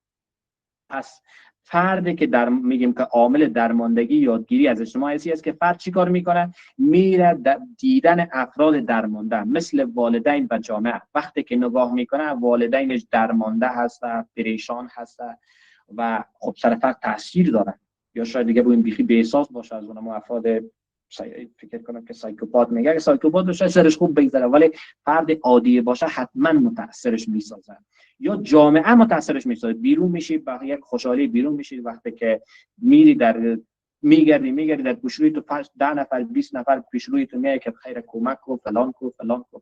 پس اینا ما را متاثر میسازن. وقتی که متاثر ساختیم انگیزه داشتن در همچو جایی دیگه آهسته آهسته کاهش پیدا میکنه. امید بر اون طفلا که امید شاید حالا مانده باشه یا نمانده باشه از کسی که حتی حالا فعلا وضعیتش هم بهتر هست، از اون روز به روز کاهش میده. چرا؟ چون ما در یک جامعه هستیم، در یک ارگانی که با جامعه قرار داریم، زندگی میکنیم که ما را متاثر میسازن. مورد بعدی که هست الگو برداری از رفتارهای منفعل هست که ما رفتارهای منفعل جامعه را نگاه میکنیم و دچار درماندگی میشیم. مثلا در جامعه میریم پرسان سعی میکنیم که مردم چی هست، درس خواندن یا نخواندن، میبینیم که میگه درس نخوانده، ببین که بیکار بوده. پس چیکار میکنیم؟ از درس خواندن معمولا میکشیم. او شاید تو مورد شنیده باشین که میگه کدام فرد پیش رفته بود در مورد اولادای خود صحبت میکرد، میگفت که یک اولادم انجینر هست، یک داش دکتر هست، یک دیش مثلا اقتصاد خوانده، فلان خوانده، چهارمیشم که هست دوز هستن. میگه چقدر بچه بد داری که دوز هستن. میگه نگوید گپ، اون دوز هست که خرچی کل از دیگر میاد. پس ایچی هست، یک نوع رفتار منفعل هست که فرد بالاخره چیکار میکنه؟ الگو برداری میکنه. یک خاطره از دوستم بر شما بیان کنم. یکی از دوستای ما از زبان و ادبیات دری میخوان در دانشگاه ننگرهار. وقتی که فارغ شد، یک روز دو روز که به فارغیتش البته فکر کنم مونده بود، پرسانش کردم چی داری، چی تصمیمی داری که بعدن چی کار کنی؟ والا میگه در خانه زنگ زدیم که بخیر که من کمی فارغ شدم دیگه که سوپ برای من آماده کنین که بخیر برم در سوپ فروشی دیگه سوپ فروختن شروع کنم.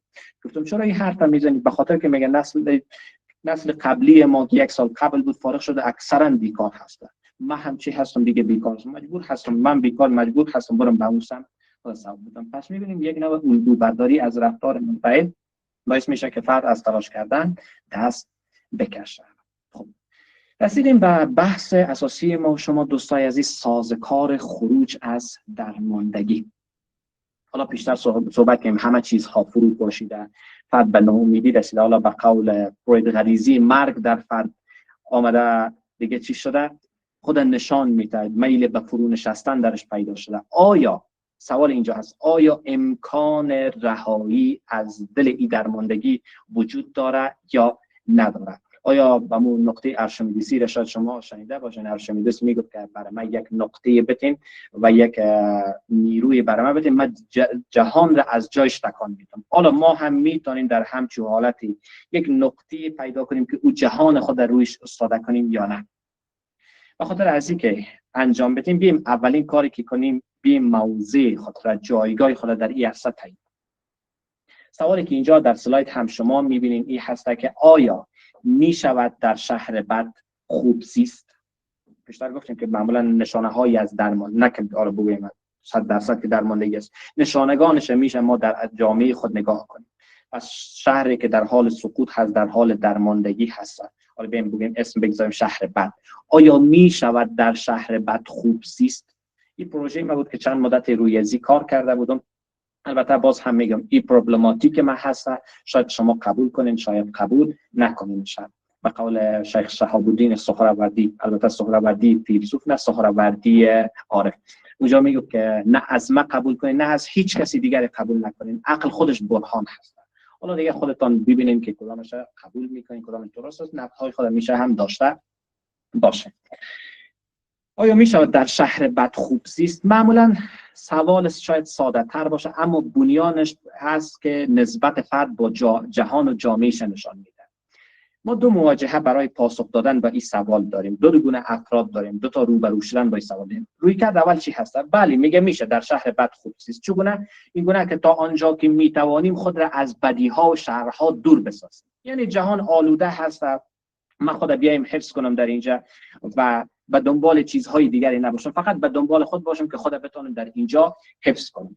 و این هم در ادبیات ما هست، هم در علم عامی ما هم هست، هم در گفتگوهای اکثر ما هست که سیاست پدر و مادر نمیشناسه، اقتصاد به درد نمیخوره، وضعیت اجتماع به درد نمیخوره، تو فقط آزادی در درونت بجو و به دنبال آزادی باش و در قصه بیرون نشو. هر اتفاق که افتاد، معمولا اصطلاحی که هگل فیلسوف قرن 19 بیان میکنه به این گونه افراد جان زیبا، افرادی هستند که میخواهند پاکی درونی خود را حفظ کنند حتی به قیمت کنارگیری از جهان واقعیشان. فقط میخواهند در این جهان پاک باشن، بیرون در کار ندارن که هر چیزی که شد. پس این یک پاسخ هست. من خودم طرفداری پاسخ نیستم و پروبلماتیک من نیستم. شما میتونید انتخاب کنید، چون ما اینجا نیامدیم که نسخه تجویز کنیم و برای شما بگیم که این کار حتما انجام بدید. شما خودتان میشه انتخاب کنید. اما مواجهه دوم چی هست؟ پاسخ دوم به سوال چی هست؟ میگه نه، نمیشود در شهر بد خوب زیست. پس چیکار کنیم؟ میگه به هر حال بریم در عرصه سیاسی، اجتماعی، اقتصادی، فرهنگی یا هر عرصه بزرگتر، ساختارهای بزرگتر که شهر بد ساخته، به اونجا بریم. چرا بریم؟ به خاطر که شهر زیبا کرد تا زیبا شد، شهر باید خوب کرد تا خوب شد. او جمله تئودور آدورنو در کتاب اخلاق صغیر هست که نمیتوان زندگی بد را خوب زیست. و چرا؟ به خاطر که اینها در یک کلیت ارگانیک به هم تنیده شده. نمیشه که فرد جدایی از جامعه بدانیم که بیاد جدا شد تمام بشود و برسانش به یک جا.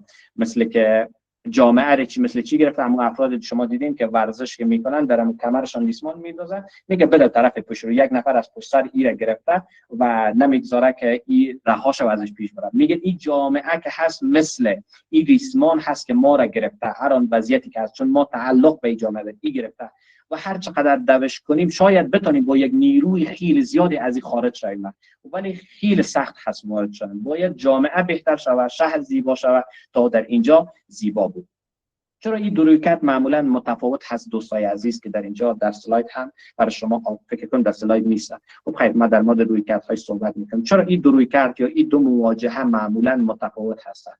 به این دلیل متفاوت هستند که ریشیشان در تفاوت تعریف فرد هستند. اگر ما بیایم فرد را هویت مستقل بدانیم و نوع ذات خود بنیاد بدانیم، او وقت میتونیم که بگوییم بله، فرد در جامعه‌ای که در حال سقوط هست میشه خارج شود و برای خود خوبتر بسازد. ولی اگر ما فرد را واجد هویت مستقل ندانیم بلکه برساخته بدانیم، یعنی فرد کیست؟ من مگر کیستم؟ من چیزی نیستم که جز کانون نیروهای سیاسی، اقتصادی، اجتماعی، فرهنگی، تاریخی که مرا برساختم. من که اتمی مستقل از پیش داده شده که نیستم، من که از خلا یک دفعه نیافتادم، من جوهر ذاتی که ندارم، قایم به ذات نیستم، بلکه من محصول جهان خود هستم. من در این جهان خود هست که شکل گرفتیم. فروید در کتاب، فکر کنم که کتاب اینجا اسمش من فکر کنم پیاداش، کتاب روانشناسی جمعی و تحلیل ایگو هست که فکر میکنم یکی از درخشانترین متن‌های فروید است. اگر بتونین بخونین خیلی بهتر میشه. در اونجا در مورد اجتماع صحبت میکنه که میگه فرد در جمع دگرگون میشه. ایگو یا من که هست در ساختارهای جمعی شکل میگیره. نمیتونیم بدون ساختارهای جمعی او را بیایم قابل فهم بسازیم و بفهمیم. از اون به کنار از فروید بگذاریم در مورد کارل یونگ صحبت کنیم، شاگرد و همکار فروید بود. خود فروید هم در مورد یونگ میگه که اگر من شهر علم باشم، یونگ دروازه از او علم هست. مفهوم ناخودآگاه جمعی را یونگ مطرح میسازه که میگه لایه‌های اساسی از روان هست که فردی نیست بلکه میراث مشترک یک تاریخ، یک جامعه و یک فرهنگ هست. پس من محصول این جهان خود هستم. در این افق دیگه من جدا از جهان نیستم بلکه من همون جهان هستم در شکل فشرده ترش. قطره از اقیانوس نیستم بلکه اقیانوسی هستم که در قطره جمع شدم. چطور من میتونم این از خود بیرون بسازم و هر جایی که حرکت کنم، هزاران کیلومتر من مهاجرت کنم به اون سندورم، باز هم این جامعه است که مرا متاثر میسازه. خیلی ساده تر بگیم، شما وقتی که از کشورهای دیگری خبر میشین که مثلا انتحار شده یا یک جنایت اتفاق افتاده، شاید شما را اونقدر قلبتان نلرزانه، اما وقتی خبر میشین که در کابل خدای نخواسته یا مثلا در هرات ما در بعد مزار ما در بلخ ما یک اتفاق ناگواری میفته، معمولا ما را متاثر میسازه. چرا؟ چون به این جامعه تعلق داریم. پس فرد در اینجا پیدا شد، مثلا همون ایده مهاجرت رهایی بخش هست که این جامعه به درد نمیخوره، جامعه‌ای که هست در حال سقوط است، من خودم بکنم بیام برم از این جامعه به یک جای دیگری برم، باز هم میبینه که اونجا هم همون حالت روانش فرق نمیکنه، باز هم به همون گونه هست. اصطلاحی که من به کار میبرم زندانی هست که فقط سلول خود تبدیل کرده، وگرنه همون زندانی هست. پس ما محصول جهان خود در رویکرد دوم هستیم، با این خاک، با این جغرافیا نسبت داریم و من خودم هم کاملا با این نسبت خود خودآگاه هستم که با این جهان، با این وطن نسبت دارم، با این خاک نسبت دارم. و این وطن فقط مفهوم جغرافیایی نیست دوستای عزیز، یک زیست جهان است، یک عالم هست. و همچنان عالم یک مفهوم جغرافیایی نیست. وقتی ما شما در مورد عالم عشق صحبت میکنیم در مورد جای صحبت نمیکنیم، وقتی در مورد عالم هنر صحبت میکنیم راجع به جای صحبت نمیکنیم. ناظر به او پرسش که وطن کجاست؟ وطن یک عالم هست، یک زیست جهان هست. این عالم با عالم چینایی فرق داره، این عالم با عالم روسی فرق داره، این عالم با عالم غربی فرق داره. و قوام بخش این عالم که هست مولاناست، قوام بخش این عالم ابن سیناست، قوام بخش این عالم محمد مصطفی صلی الله علیه و سلم است، قوام بخش این عالم شما هستین، شما افرادی هستین که آینده این سرزمین هستین. پس ما متعلق به یک جامعه هستیم. سلسله مراتب که ابراهام مازلو بیان میکنه که اما نیاز سیوم و نیاز به تعلق هست که ما انسان ها نیاز داریم به یک گروهی، به یک جمع تعلق داشته باشیم. پس وقتی نیاز ما برآورده نشه ما به سلسله مراتب بالاتر رفتن نمیتونیم. حالا یک نفر چی کار میکنه؟ از این تعلق خودمی میکنه، میگه من دیگه با او جای تعلق ندارم. ما همون اصطلاحی که استاد جناب دکتر محمد مهدی اردبیلی زمانی که تاریخ فلسفی غرب را میخوانیم خیلی اصطلاح خوبی در مورد وضعیت و فرهنگ میامد بیان میکرد. میگفت که فرهنگ یک کشور، وضعیت حاکم در یک کشور مثل یک هوا هست.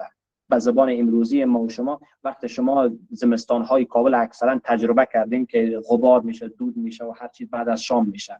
حالا یک نفر پیدا میشه میگه من از خانه وقتی بیرون شدم من به هوای تازه اعتقاد دارم، به هوای پاک اعتقاد دارم، من هیچ چیز نمیشه. آیا همچون چیزی امکان داره؟ نه. وقتی که بیرون شد تمام ریه‌هایش خراب میکنه. پس ریه‌های همه ما شما در این هوا اگر آلوده باشه همه ما را خراب میکنه. از این لحاظ هست که من چی کار میکنم؟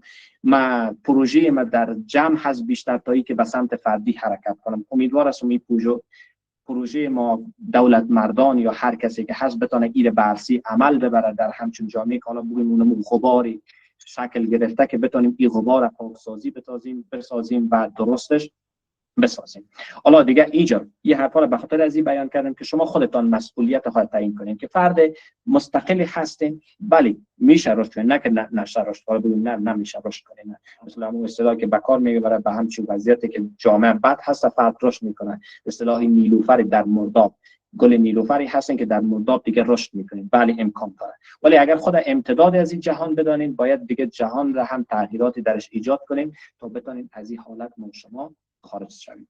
پس حالا بیم هم فرد مد نظر بگیریم هم جمعش. شاید این سوی تفسیر نشه که حالا من به سمت کل هستم و به سمت جمع هست. پس فرد چی میشه؟ اما یک نقدی هست که کیرکگور فکر کنم که درباره هگل میگه که هگل از فرد جنگل درخت‌ها را ندید چون کلگرا بود. حالا ما هم نشه که بگیم که از فرد جنگل و جامعه هیچ فرد ندید. نه، هم فرد مهم هست هم جامعه مهم است. آیا فرد مهاجرت نکنه؟ نه، ما این حرف هم عالم بیان نمیکنم، هیچ وقت بیان نمیکنم. حالا مثل دولت شهر نیست که هر کسی به یک شهر تعلق داشته باشه. حالا ما جهان وطنی داریم، همه جهان وطن ما هست. من منظور من اینجا این هست که از اون جمعی یا از این گروهی که هستی از اون خود نکن. این پیشنهاد ما هست. البته از اون گروه از اون جمع خود نکنیم و بیایم متعلق بدانیم هر جای جهانی که هستیم بیایم یک خدماتی برای جمع، حالا برای مردم آمریکا اگر هست نموج انجام بدیم و در اینجا در افغانستان بتونین بهترتر هستن. چون نمو کلمه جمله حضرت علی کرم الله وجهه هست که میگه کسی برای دیگران چراغی روشن میکنه محال است که خودش در تاریکی بماند. پس بریم در سطح جامعه. اول کمی در مورد جامعه هم صحبت کنیم. اسلاید بعدی را که شما آوردین بله اسلاید هست. چی کار کنیم در سطح جامعه که ما جامعه را بهتر بسازیم؟ من از اینجا هم زودتر میگذرم که بحثمون شما طولانی نشه. بازسازی احساس کنترل جمعی است که ما بتونیم احساس کنترل، بیشتر گفتیم در درماندگی کنترل فرد کمتر میشه، بتونیم این رو بیم بازسازی کنیم که کم کم دیگه فرد به سمت چی بره، به سمت اون چیزهایی بره که کم کم در کنترل میشه. دوم چیز تغییر ساختارهای محدود کننده، ساختارهایی هست که افراد محدود میسازن، کوشش کنیم در اون تغییرات بیم. شاید اون محدودیت ها در سطح کلان باشه، اقتصاد، سیاست، هر چی که هست، در اونجا دولت مردان کار کنن، در سطح فردی که هست ما شما شروع کنیم و این تغییرات کوچک هست که اتفاقات بزرگ را رقم میزنند. و همچنان اتصال به شبکه‌های جهانی هست که ما به شبکه‌های جهانی وصل شیم، اینترنت و اینا خوشبختانه در این سایه محدودیتی که وجود دارد باز هم ما قدردان دانشگاه آنلاین زن هستیم که این کار را انجام داده، که آمده چی کار کرده، بستر آموزش هموار کرده. پس چی کار شد؟ ما وقتی با جهان ارتباط بگیریم میتونیم راههای دیگری هم جستجو کنیم برای بیرون رفت. ما بیشتر در مورد جامعه دیگه صحبت نمی‌کنم که چی تغییراتی بیفته، امیدوار هستم تحقیقات بیشتری هم شود. بریم حالا روی فرد چطور خود خوب بسازه. دوستای عزیز، فرد چی کار میکنه؟ اول بیم با گذشته یک سوره تسبیح حساب کنیم که در گذشته ما اتفاقات پیشتر که گفتیم صحبت‌هایی داشتیم که ما اینجا فکر کنم که آوردیم. بله سلاید هست که در گذشته ما چه اتفاقاتی افتاده. اول از این که خبر شیم در گذشته ما چه اتفاقات افتاده، به درد ما میخوره یا نه. فروید بیشتر هم در مورد صحبت کردم، میگه که مطلع شد معمولا رویکردهایشان که هست به دنبال دوره کودکی یا میگردن. حالا خودش میگه از این که ما بیایم در گذشته مطلع شویم برای ما فایده داره یا نه. خود فروید میگه نه، هیچ فایده نداره، بلکه حال شما را بدتر میسازد. تنها آگاهی از گذشته مهم نیست، تجربه جدید لازم هست. اون چیزایی که شما تجربه نکردین اون را دوباره بیاین چی کار کنین، تجربه کنین که تا او دردها و او رنجهای شما کاهش پیدا کنه.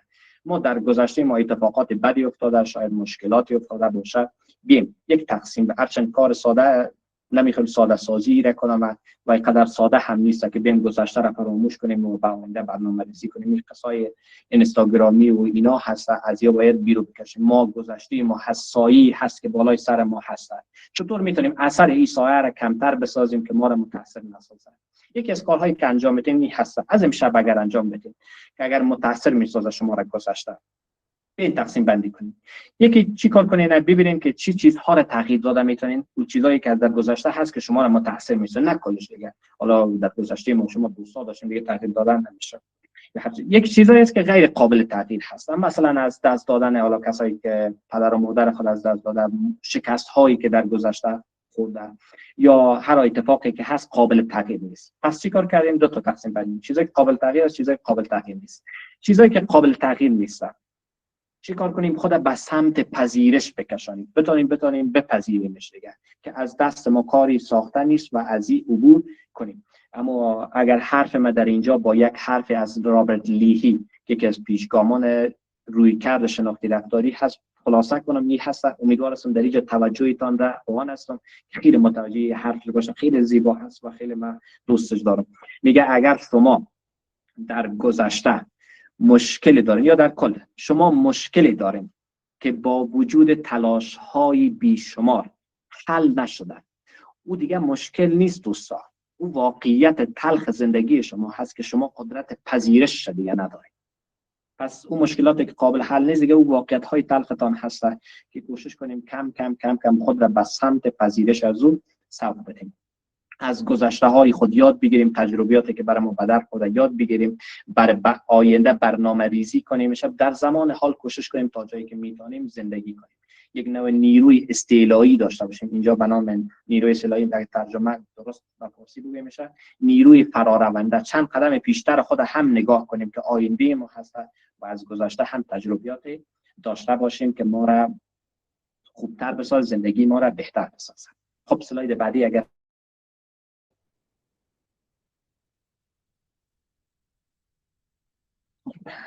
حالا اون مشکلاتتان هست، بیایم قدم به قدم این کارها را فکر کنیم. مسیر زنده هست که ما در این قدم گذاشته میریم و پیش رفته میریم. مشکلاتتان هست، حالا قابل حل هست، قابل حل نیست، هر چی که هست. بیاین در این دایره ها بگذاریم. میشه مدلی که ویلیام گلاسل بیان میکنه، یکی از پیشتازان رویکرد تئوری انتخاب از مبدیانش هست، تئوری انتخاب و فرد بزرگی در روانشناسی. کتابش هست که اگر شما بخونید کتاب خیلی زیبایی هست، تئوری انتخاب، میشه شما این را مطالعه کنید. در اونجا چی کار میکنن؟ میگه بیاین تمام چیزهایی که در اختیار شماست و در اختیار شما نیست در این دایره براتون نشان میدم. این دایره چی هست؟ اولین دایره که هست دایره بزرگ هست. دایره بزرگ دایره هست که چیزها یا اتفاقاتی هست که کاملا خارج از ما هست. ما روی از اون تأثیری نداریم و اونا مستقیم روی ما تأثیر دارن، اما ما رویش کنترل نداریم. مثال ساده‌تر برای شما بگویم، وضعیت اقتصادی و بیکاری. ممکنه میتونیم همه وضعیت اقتصادی یک بار تغییر بدیم به عنوان فرد. اگر کسی بزرگتر باشم شاید بتونیم. البته این دایره ها که هست بستگی به موقعیت و شرایط فرد داره. یک فرد از رهبر هست نمیبینه، امکان داره در وضعیت اقتصادی تا تاثیرات ایجاد کنه. پس بستگی به فرد داره. حالا ما افراد عادی رو اینجا مد نظر میگیریم که دایره کلان چی است؟ مثل وضعیت اقتصادی و بیکاری که نمیتونیم، ناامنی و بی‌ثباتی سیاسی که تاثیرات بالایی نداریم، محدودیت های اجتماعی ما مثل آموزش و کار، اینا هست که تغییرات در سطح بالاتر که هست که بتونیم آزاد بسازیم، اینا در این تأثیری نه در کنترل ما نیست. تصمیمات کلان حکومتی هست، گذشته فرد هست که تا حالا صحبت کردیم، مراد مثل جنگ، مهاجرت، فقر، تروماهایی که دیده، اینها چی هست در دایره کلان قرار میگیره. ویلیام گلاسر چی میگه؟ میگه در اینجا دیگه از محدودی کنترل ما چی هست؟ خارج هست و هر چقدر تمرکز ما روی ازی بیشتر شود، استرس ها و فشارهای زندگی ما بیشتر میشه، اونو درماندگی که صحبت کردیم اونو تقویت شدن میره. چون هر لحظه فکر میکنی که وضعیت اقتصادی ولی تغییر نکرد، وضعیت سیاسی تغییر نکرد، حکومت چرا این گونه تصمیمات میگیره؟ خب هی معمولا روز به روز فرد به سمت چی کشانده میره؟ به سمت درماندگی و تقویت شدن درماندگی کشانده میره. اما در درون این دایره دوم داریم. دایره دوم چی میگه؟ دایره متوسط هست که اینجا تا حدی هست ما میتونیم که تأثیر رویش بگذاریم، اما روی نتیجهش نمیتونیم تأثیر بگذاریم که چی نتیجه داره. مثلا ایجاد رابطه های خوب با استاد، با کارفرما یا با دولت یا هر جایی که هستن، میتونیم تأثیر داشته باشیم که ارتباطاتتون را خوب بسازیم، اما روی نتیجهش تأثیر نداره که واقعا استاد با شما چی کاری انجام میده، یا حکومت با شما چی کاری انجام میده، یا افراد دیگری با شما چی کاری انجام میده. اینا چیزهایی هست که در کنترل ما هست. یا مثلا کار گروهی با شبکه سازی، شما میرین کارهای گروهی میسازین، شبکه‌های تشکیل میدین، اینا شما یک کنترل نسبی دارین، اما روی نتیجه از این تاثیر مستقیمی ندارین که بتونین در این تغییرات ایجاد کنید. مذاکره مثلا تحصیلات شما، میرین در تحصیلات کوشش میکنین، تلاش میکنین تا حد در کنترلتان است که چگونه درس بخونین، اما روی نتیجه‌ای که بعداً برای شما داره دیگه تاثیر مستقیم نداره که شما میتونین توسط از این رشد کنین یا نکنین. مثلا یا مشارکت در فعالیت‌های اجتماعی که شما مشارکت کنین که آیا به فایده شما هست یا نه، نتیجه‌ای هست. این دایره معمولا دایره دوم که تا حدی در کنترل ما هست، دایره هست که مهارت‌های اجتماعی و ارتباطی ما در این جا میگیره که ما در اینجا میتونیم ابراز وجود در جامعه کنیم و مثلا مشکلات دیگری خود را حل بسازیم. و دایره خردتر دایره هست که کاملا در کنترل ما هست. دایره که کاملا در کنترل ماست، ویلیام گلاسر میگه که ما در اینجا دیگه کنترل مطلق بالای ازی داریم که میتونیم در اینجا تغییرات ایجاد کنیم و تنها اوضاعی هست که ما میتونیم مستقیم روش تاثیر بگذاریم و روی نتیجهش هم تاثیر بگذاریم. مثل چی؟ حتی بین در افغانستان بگیم، مثل که امروز من خودم اینی کتاب خودم بخوریم یا نخورم، روی نتیجهش هم تاثیر داره که بله خطور خودتر میسازم. مثلا مهارت یاد بگیرم یا نگیرم، میتونیم که جستجو کنیم. امروز یوتیوب یا فضای مجازی پیشتر گفتم ارتباط گرفتن با جهان میشه تغییرات ایجاد کنیم، چرا در کنترلتان هست. امید را تمرین کردن، مثل تاباوری را تمرین کردن، مدیریت استرس یاد گرفتن، اینها تمامش و چطور این سر خود اجرا کنیم، اینها در کنترل مطلق شما هستند و شما میتونید در اینجا تأثیر مستقیم بگذارید.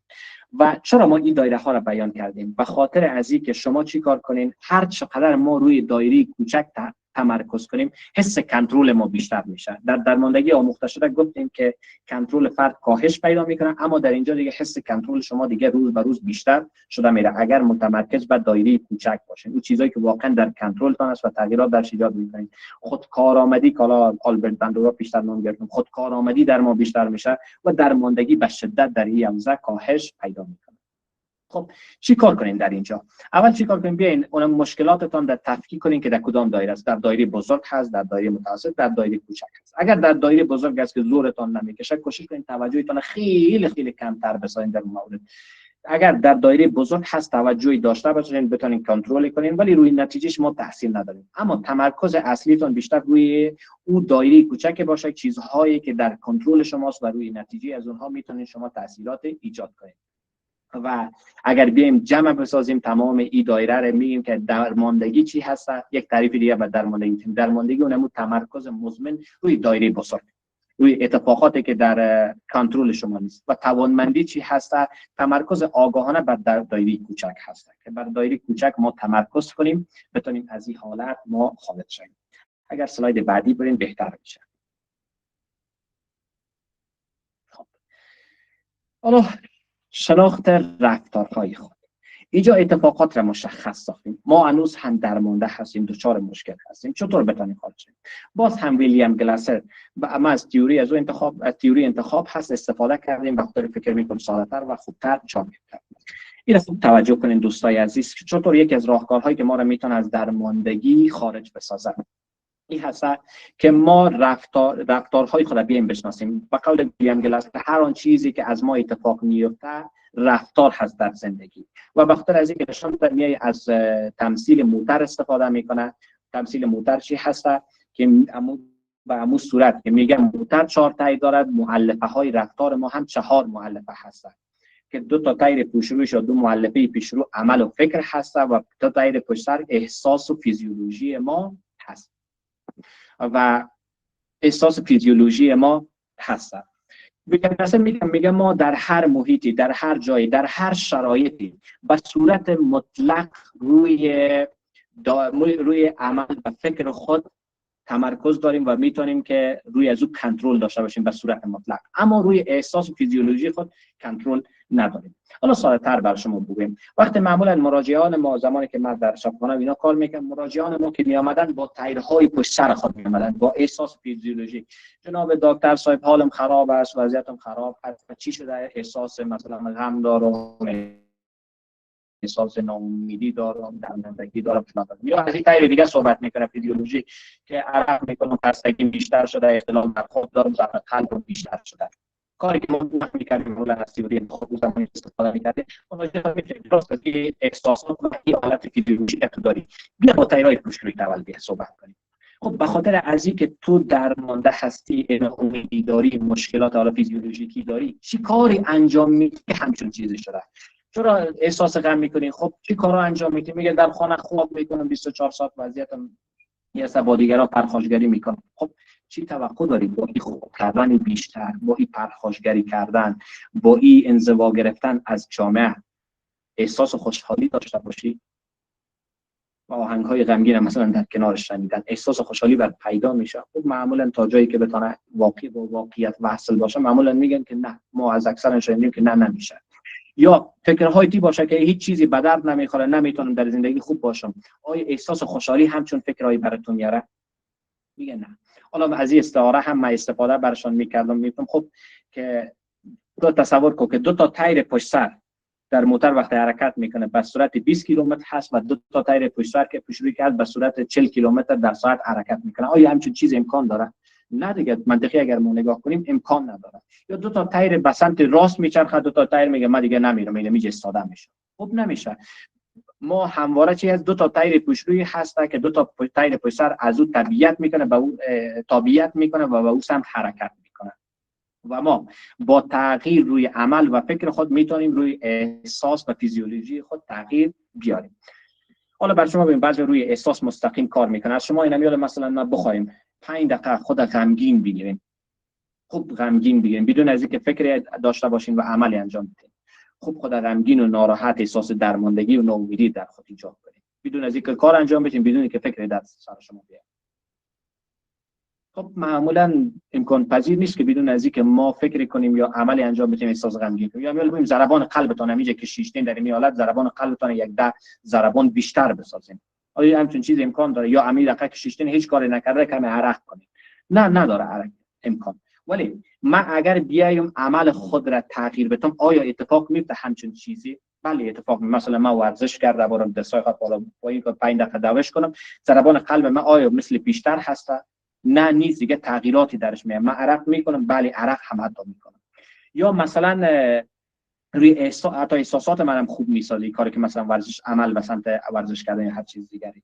یا مثلا برای شما ساده تر بگیم چطور مثلا پیشتر گفتیم که کم خود خوشحال بسازیم، کم خود خوب غمگین یا ناراحت بسازیم، بیم از خوشحالی استفاده کنیم. ببینید من یک کار خب فکر کنم وقت ما شما کم است، با یک دو تا فکایی 3 4 تا فکایی بر شما ثابت شیره بسازیم. من 2 تا فکایی 3 تا فکایی بر شما ببینید که احساسات کم کم تغییر میکنه به صورت موقتی یا نمیکنه. مثلا میگه هر کدام چرسی در کدام جای وقت نماز میخوانده و دعا میکرده خدای 1 2 تا چرس بده، خدای 1 2 تا چرس مرا بده. یک نفر دیگه اومده و آدمی تو واسه که از خدا میکنی که چرس بده. پس چرسی که برازو گفته خب چی میخوای تو چی دعا میکنی؟ میگه من از بر خدا دعا میکنم خدای برای من شرافت بده، برای من عزت بده، آبرو بده. پس چرسی چی میگه؟ خب هر کس همون چیزایی که نداره اونمو میخواد دیگه، ما همون چیزایی که نداریم میخوایم. یا مثلا یک فکری دیگه هم بگویم، مثلا 2 نفر میگه خیلی گشنه بودن، سر خود خرچی نمیکردن و حتی به خور و خوراک خود هم توجهی نداشتن، آنقدر گرسنه میشدن که گفته از اون فردی که من فکری شکل شنیدم که حتی روده های از اینا دنبوره میزد. این حالت یکی از این افراد شب خواب میکنه، صبح که بیدار میشه دیگه خواهد میگه والا من امشب خو دیدم. چی خو دیدم؟ میگه خو دیدم که در یک رستوران داخل شده مرا مفت نان داد، چی نان داد؟ پلاو داد، کباب داد، فلان داد، اصلا مرغ داد، هر چیز برای ما آمد و خوردم. گفت مفت بود، آب مفت بود. خب گفت پیپسی خوردی یا نه؟ نه نخوردیم پیپسی. چقدر تو لوده بودی؟ میگه من با جایت میبینیم 1 تا پیپسی در سرش میخوردم. یا یک فکری دیگه شما بگم، مثلا میگه فرد در هتل رفته بود، از گارسون خواسته که آب میوه بیاریم برای من.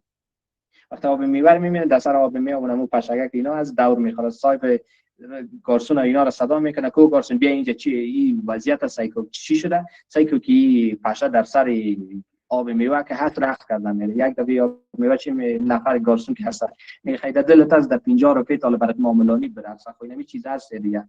یا یکی دیگه هم هست میگه نفر نان میخره و وقتی نان میخره خانه میره، وقتی بینش باز میکنه در وایش مگس و پشه و اینا بوده، پس به سمت نانبای میره، او نانبای چی رقم نان تو مرا دادی؟ این نان هست که تو مرا دادی، چرا چی شد؟ در بین سه که پشه و مگس یا برآمده. پس نانبای چی میگه که دلت از در پیت برات گوسفند برای و این همین چیزا از دیگه.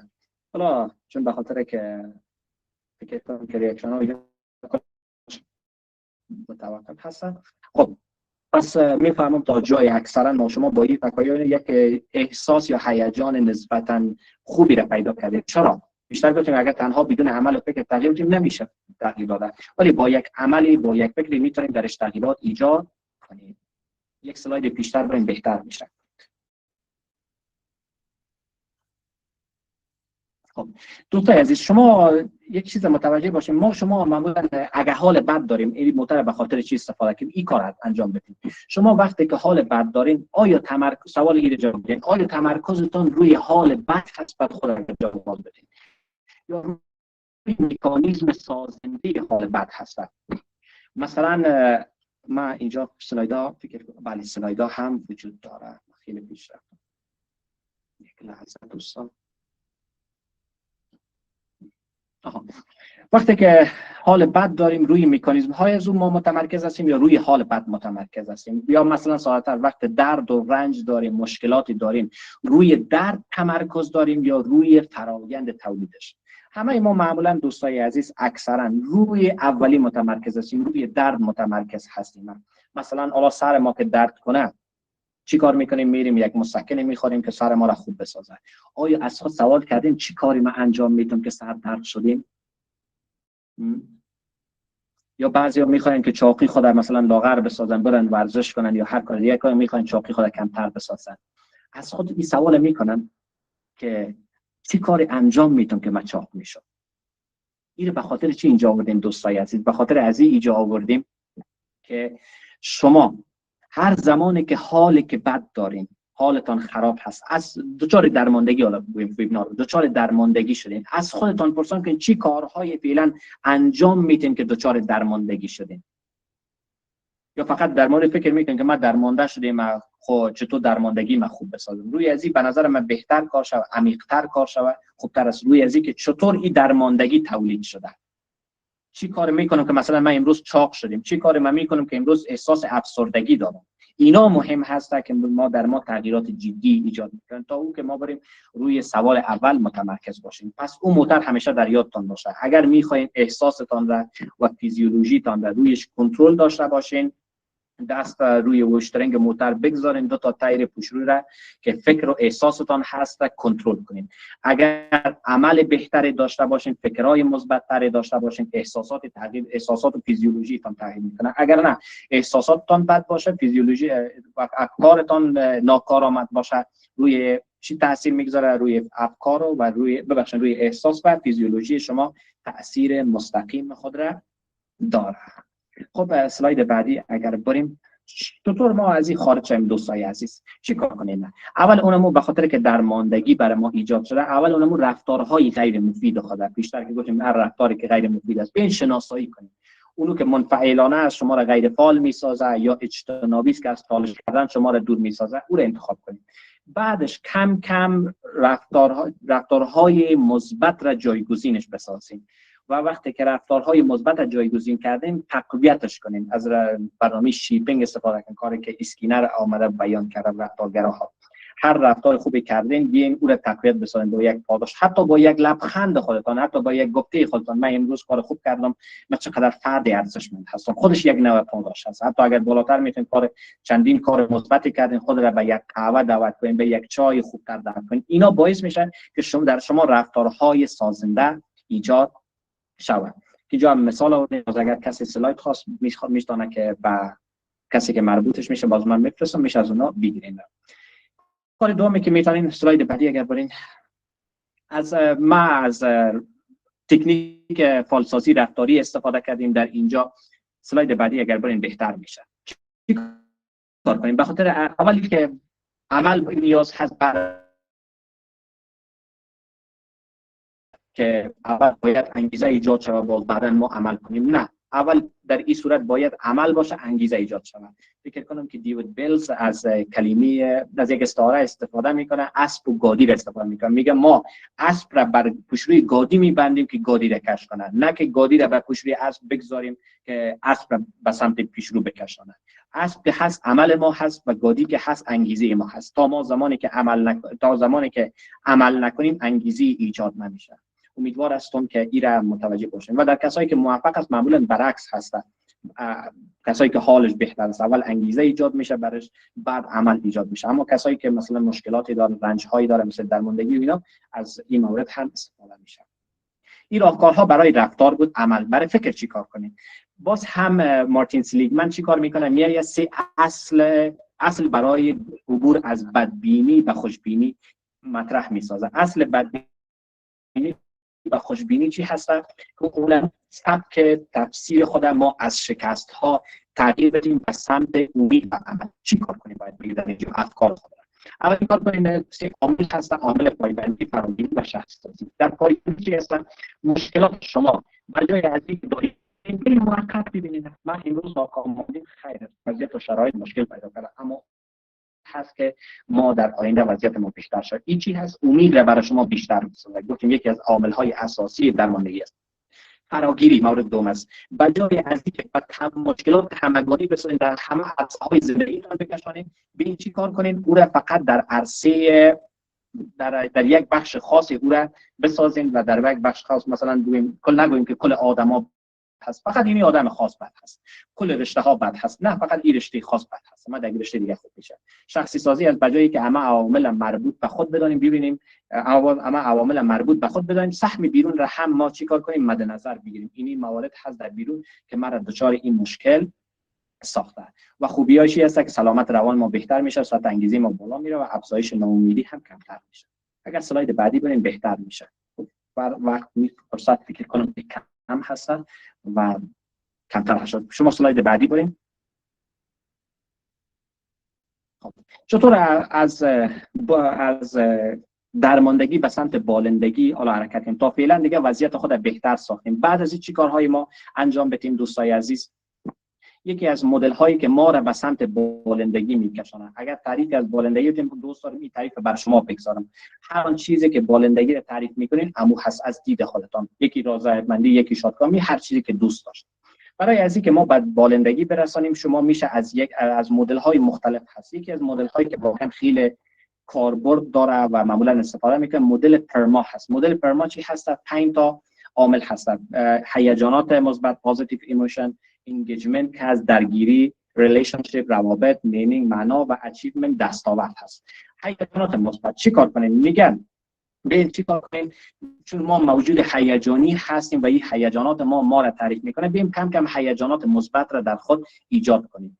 مثلا پاربولوم در یک از کتاب‌های خود میگه درست است که هیجانات مثبت ما را به سمت خوشحالی نمیکشونه، ولی یک استارت خیلی خوبی هست. تحقیقات مثل ماکسیم تورگیت و اینا شما میشه جستجو کنید در مورد هیجانات مثبت، تحقیقات خیلی زیاد شده که ماکسیم تورگیت هم پیدا کرده اون کسایی که میگه هیجانات مثبت در اول دارن بعداً به کارهای خیلی سازنده سوق داده شدن و انجام دادن. کدام هیجان مثبت دوستای عزیز؟ هیجان نه که مثلا هر هیجان، یک نفری مثلا با مواد مخدر هم به یک هیجان مثبت میرسه و خلسه میرسه، همه چیزی که برای توپ میشه. نه، هیجان هایی که پاداش های بالقوه و موفقیت های بعدی به بار میاره. مثلا برای خودم به شخصا چیزی که هیجان برای من میاره، معمولا در کنار فلسفه، کیهان شناسی و اینا هم تا جای خوانیم تقریبا 15 سال 16 سال در این بحث خوانیم. شاید در خانه ما اگه کتاب‌های روانشناسی بشه چندین برابرش کتاب‌های نجوم و کیهان شناسی و فیزیک و اینا وجود داره. برای من واقعا جایگاه اساسی داره، برای من یک هیجان مثبت ایجاد میکنه. که چرا برای من ایجاد میکنه؟ ما حرف ایمانوئل کانت فیلسوف روشنگری هست که میگه دو چیز در جهان هست که از اباحتش و تکرارش کاسته نمیشه. معمولا شما اگر نگاه کنیم هر چیزی ما تجربه بیشتر کنیم تکراری میشه، از اباحتش کمتر میشه. ولی این چی هست که میگه نه تکراری میشه، هم از اباحتش روز به روز بیشتر میشه. یکی میگه که آسمان پرستاره بر فراز من یک قانون اخلاقی بر درون من.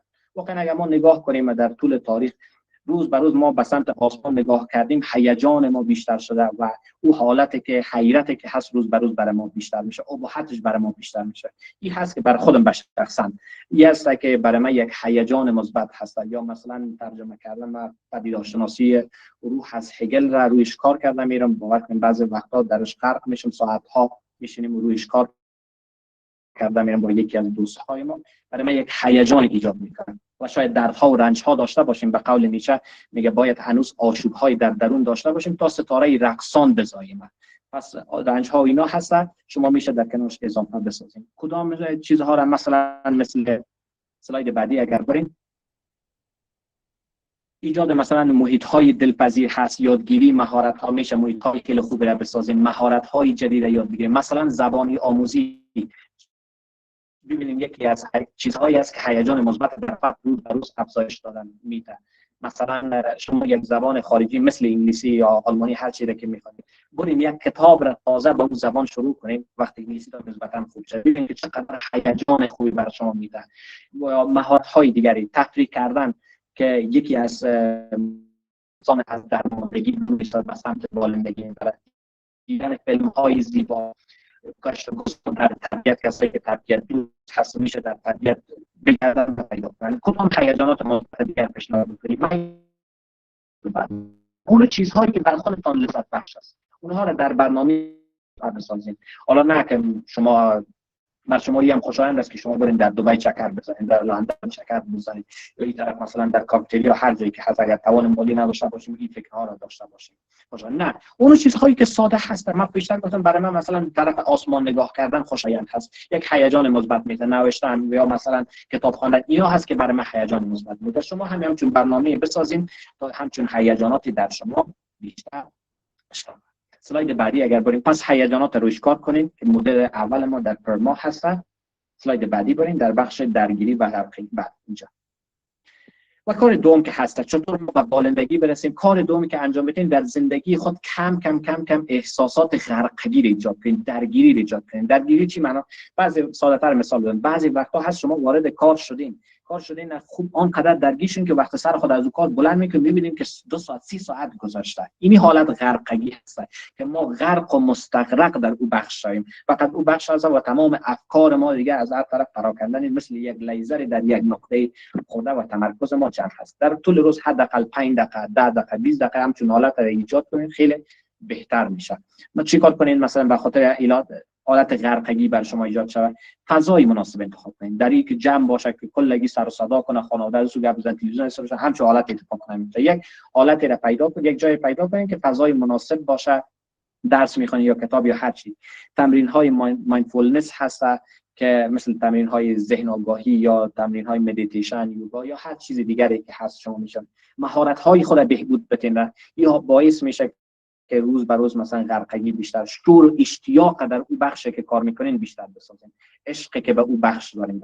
هر چقدر عشق بیشتر شد در اون بخش، غرقگی شما، درگیری شما با اون بیشتر است. زمان را مدیریت کنین به صورت درست در هر جای. اونم ماتریکس آیزنهاور هست، کارهای ضروری و کارهای مهم و غیر ضروری، کارهای مثلا غیر مهم و غیر ضروری، اونو موارد 4 تا چیزی که بیان کرده. پس اونو موارد میشه که اضافه کنیم تا غرقگی برای شما ایجاد شود، تا از این حالت درماندگی یک قدم دیگه هم به سمت بالندگی ما حرکت کنیم. کار بعدی که انجام میتین روابط هست. دوستای عزیز، روی روابط خیلی من تمرکز دارم. خیلی ما رویش کار هم قبلا میکردم و خیلی مهم هم از در زندگی. 2 تا براتون ایجاد ما چند تا پروژه آوردیم چون فرصت ما کمه. 2 تا پروژه برای شما میدم. پروفیت یکی از افرادی که در این خصوص تحقیقات انجام میده. از سال 1960 تا چند سال قبل همین تحقیق خود ادامه میده. میگه چی میشه؟ بعضی از انسان ها در زندگی شکست میخورن و میمانن در اون جای خود، ولی بعضی ها شکست میخورن و از جای خود بلند میشن و دوباره به راه خود ادامه میدن. پیدا میکنه بزرگترین عاملی هست که اینها روابط غنی دارن، در یک شبکه غنی وجود دارن که اینها با وجودی که شکست خوردن دوباره حمایت شدن و به سمت پیشرفت رفتن. یا تحقیق دوم که اکثر ما تجربه هم کردیم، اول تحقیق بگیم. بعضی از محصلین میارن در کنار شیب تپه ها هستن، در شما میشه در گوگل هم جستجو پیدا کنید. بعضی از محصلین در میاره در بغل یک کوه ساده میکنه، میگه می شیب کوه با دستتون حدس بزنید.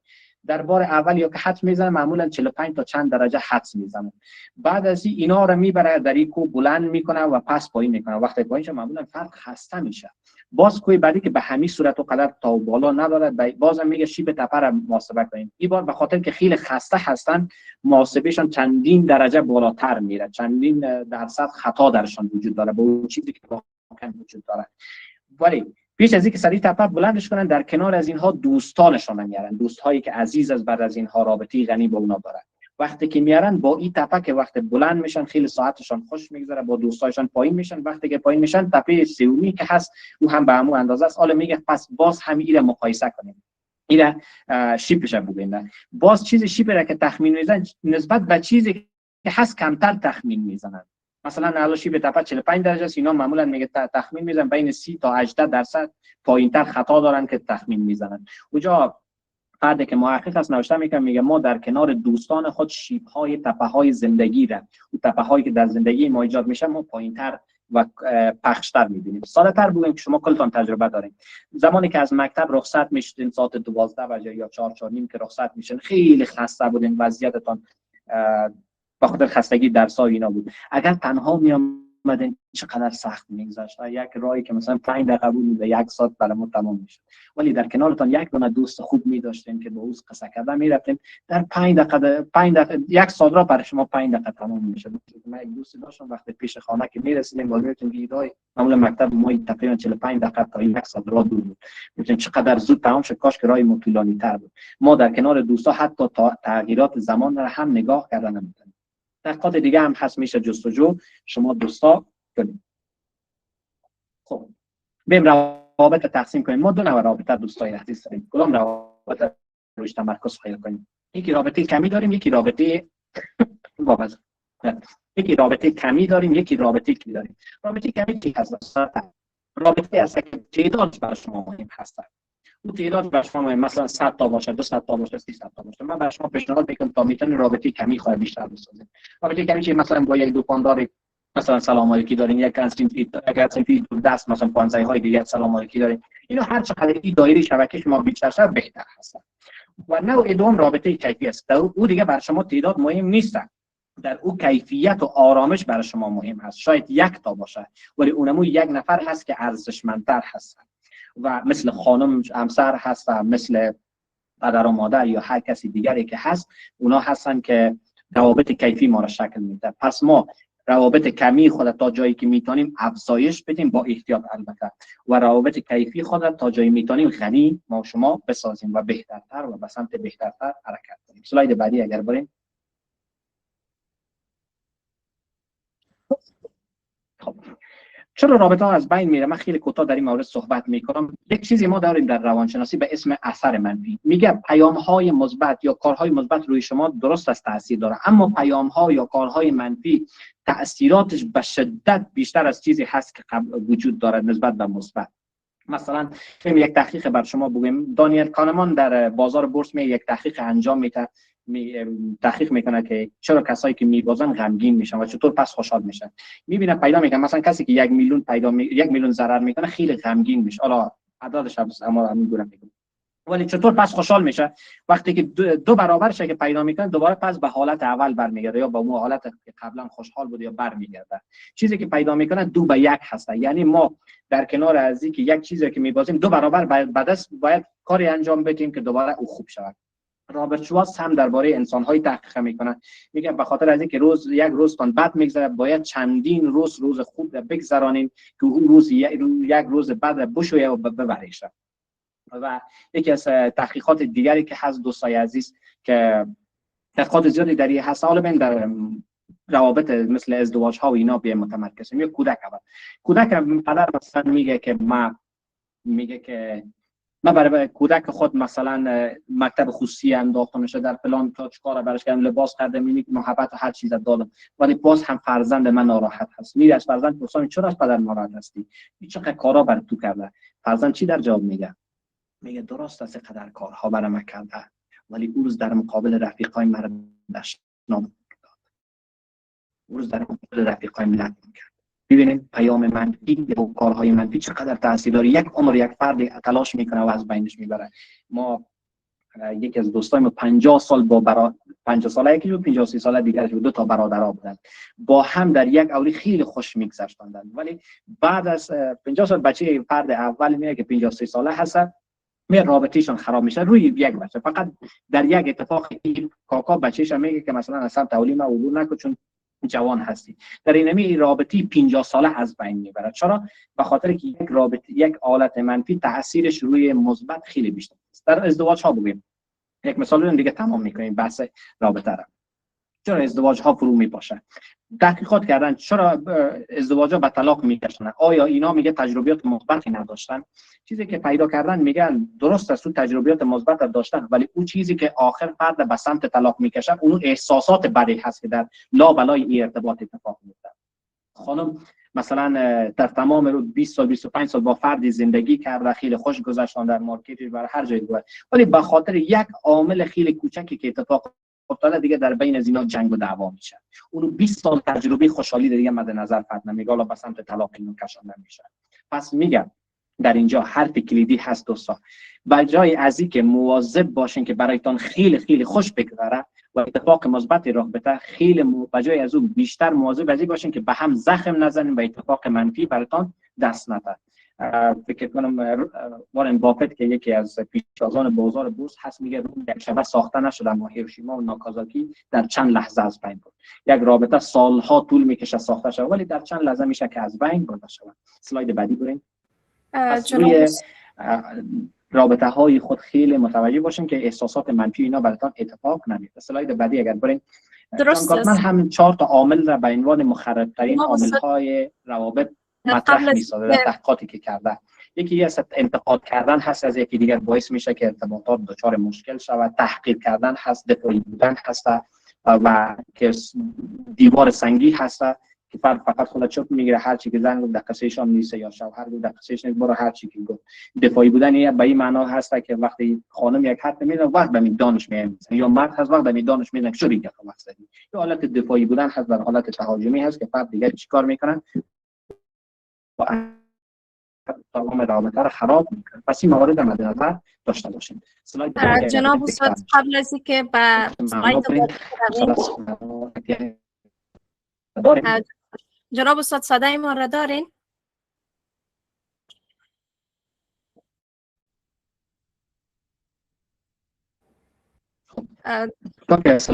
دوستان چطور معنای یکی پروگرام که گفت سیومین عامل که هست معنای مینینگ هست. معنا داشتن در زندگی که یک فرد در زندگی خود معنا داشته باشه. تحقیقات خیلی زیاد هست مثل بونانو و اینا تحقیقات کرده کسی که معنای زندگی بیشتر داره، معنای زندگی داره، تاب‌آوری بالاتر داره، یا استیگر در سال میکنن که معنای زندگی که هست صداقت و زندگی برای افسردگی را پایان میاره. پس معنای زندگی کاتیوگرافی که برانکر اکثرا شما کتاب‌های شخصی که در مورد معنای زندگی خیلی صحبت‌های داشتن که زندگی به عنوان موجود فانی و شکننده در کیهان بزرگ چی معنای واقعا دارد. جلسه تا 5 دقیقه وقت دیگه تمام هست که معنای زندگی رو ما شما پیدا کنیم و بتونیم به جای درستی برسیم، معنا و هدفی در زندگی داشته باشیم. حالا به قول آلوین یالوم ما یک سلاید دیگه بیشتر بریم در بخش معنای زندگی بریم. یکی دیگه هم آلوین یالوم که هست دوستای عزیز کتاب وقتی نیچه گریست یا کتاب روانشناسی اگزیستانسیال یا درمان شوپنهاور کتاب‌های شخصی که پیشتازان درمانی اگزیستانسیالیستی هستند. در کتاب روانشناسی اگزیستانسیال معنا رو در دو بخش میکنه. معنای کیهانی از معنای شخصی. یک معنای هست که سطح کیهان است، یک گروهی می انتخابش میکنن. اما یک معنای هست که شخصی است که شخص برای خود اون معنا رو انتخاب میکنه. و معنای زندگی واقعا جایگاه خیلی ویژه‌ای داره. حتی خود آلوین یالوم هم در اون کتاب خود از 4 تا اضطراب‌های بنیادی بیان میکنه. مرگ، آزادی و تنهایی و معنا اینا هست که برای فرد اضطراب میده در صورت نبودنش مثلا یا در صورت بودن تنهایی، نیافتن آزادی و رسیدن به مرگ اندیشی و اینا. معنا پس جایگاه ویژه‌ای خود داره. چطور حالا معنا پیدا کنیم دوستان؟ این بس خیلی جالب هست. به خاطر از اینکه معنا پیدا کنیم یکی از کارهای خود ویکتور فرانکل همون پایه‌هایش می‌ریزه. مثلث یک سلاید قبل‌تر اگر بریم بهتر میشه. مثلث هست. مثلث معنای زندگی هست. شما میگه چی کار کنین؟ یک مثلث رو بسازین، در یک طرفش چیزهایی هست که تجربی هست. به صورت تجربی در ارزش‌های تجربی چی چیزایی شما از جهان دریافت می‌کنید؟ مثلا من یک لباسی دارم، یک کامپیوتر دارم، یک موبایل دارم، خانواده دارم، هر چی که هست جهان برای من داده یا طبیعت یا هر چیزی برای من داده. یک ذل هست. اینا رو کلش نوشته میکنین. در پایین که هست ارزش های نگرشی شما هست که نگرش شما نسبت به خودتان، دیگران و هستی که خودتان چه فردی هستین، دیگران چه افرادی هستند و هستی چگونه هست. من در این جهان هستی دیگران در کجا قرار دارم، برای چه قرار دارم. و سومین چیزی که واقعا از دیدگاه من خیلی مهم است که شما اون چیزایی که از کیهان از جهان دریافت میکنین حالا چی چیزی پس برای جهان میتین شما. اینی هست که بر شما زندگی شما را هدف میده، معنا میده و جایگاه میده. چطور میتونه از یکی میان هزاران تبدیل شد به یکی برای هزاران. اون هزارانی که حل میشه اونا کسایی هستن که فقط از جهان دریافت میکنن، فقط گرفتن میکنن. اما اون کسایی که برای هزاران قرار میگیرن کسایی هستن که بر جهان خدماتی هم ارائه میکنن. پس این موارد اگر شما مشخص بسازین خیلی بهتر میشه از این طریق معنای زندگی را پیدا کنید. و یک تمرین دیگه هم هست که اینی هست که دنیا منفی شما چی میشه. اگر شما در دنیا نباشین دنیا چی تغییراتی درش میاد. یک سلاید قبلی بیارین بهتر میشه. دنیا منفی شما چی میشه. اون معمولا اکثر ما چون کاری اگر بر جهان انجام نداده باشیم خب صفر میشه. حالا سوالی که مطرح میشه اگر همین زندگی شما با تمام جزئیاتش بی‌نهایت بار تکرار شه چی؟ که معمولا نیچه مطرح میسازه به اسم بازگشت جاودان. که یک کسی در زندگی شما بیایه در یک دیوی باشه در گوش شما بگه اینمی زندگی تا فعلا انجام دادیم با میر انجام مشکلاتش با اینمی جزئیاتش اگر بی نهایت بار تکرار شود و گفتنی شما چی هست، دید شما چی هست. اگر فرد قبول کنه میگه چی هست، عشق و سرنوشت داره. اگر فردی نداشته باشه اون دچار نیهیلیستی و اینا میشه. و یک راهکار دیگه هم هست که میشه شما انتخاب کنید برای معنای زندگی. این هست بین سنگ قبر خود بنویسیم که همین نیچه مطرح میسازه. یک اسرائیل مثلا در پیش شما میایه که میگه جناب احمد مثلا یا محمود دیگه وقت شما تمام هست، دیگه راه بیفتین که وقت مرگ شما هست. چند قدم پیشتر از طرف خدا مثلا پیام میگه برای اسرائیل میرسه که بنده ما رها کنه، ولی به یک شرط که سنگ قبر خودش بنویسه. چی رقم نوشته او هم که من میگم در بالا به دو قسمت تقسیم کنه، در بالا آرمان های خود نوشته کنه، در پایین واقعیت زندگی خود. واقعیت زندگیش است ما یک فردی بودم که واقعا میخواستم برای جهان خدمت کنم، ولی برای هیچ کسی نتونستم. واقعیت زندگی برای هیچ کسی نتونستم خدمت کنم. اونو آرمان ای بود.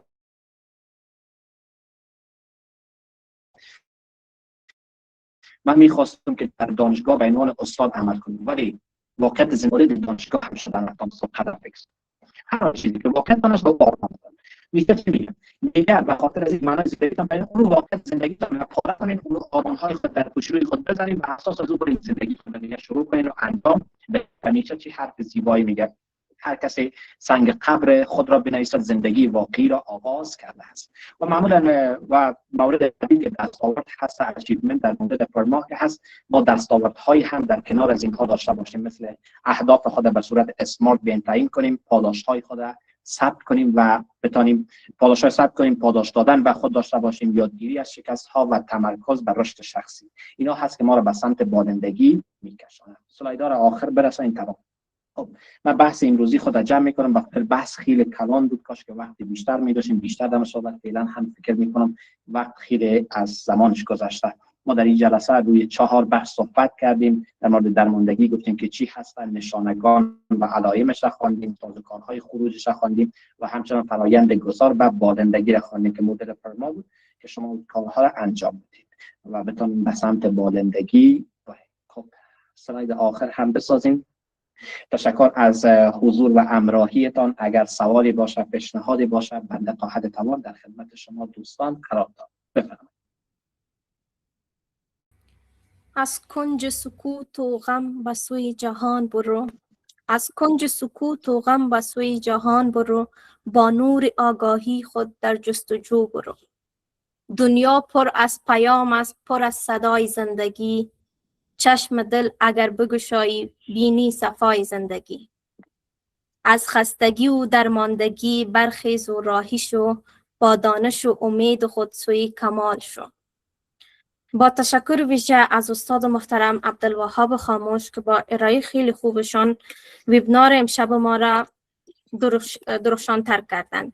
ضمن یک موردی که چند مورد میخوام که اشاره بکنم جناب استاد، اولا این که خسته نباشین، دومی که چون بنابر ای که ارائه شما خوشبختانه بیش از 40 دقیقه وقت در بر گرفت طبق اجندا، ما 40 دقیقه را به هر مهمان ما واگذار میکنیم. بنابر ای فعلا کوشش میکنیم که زودتر به بخش سوالات و جمع بندی برویم و موارد و عنوان که امشب شما مطرح کردین واقعا موضوع خیلی دلچسب بود.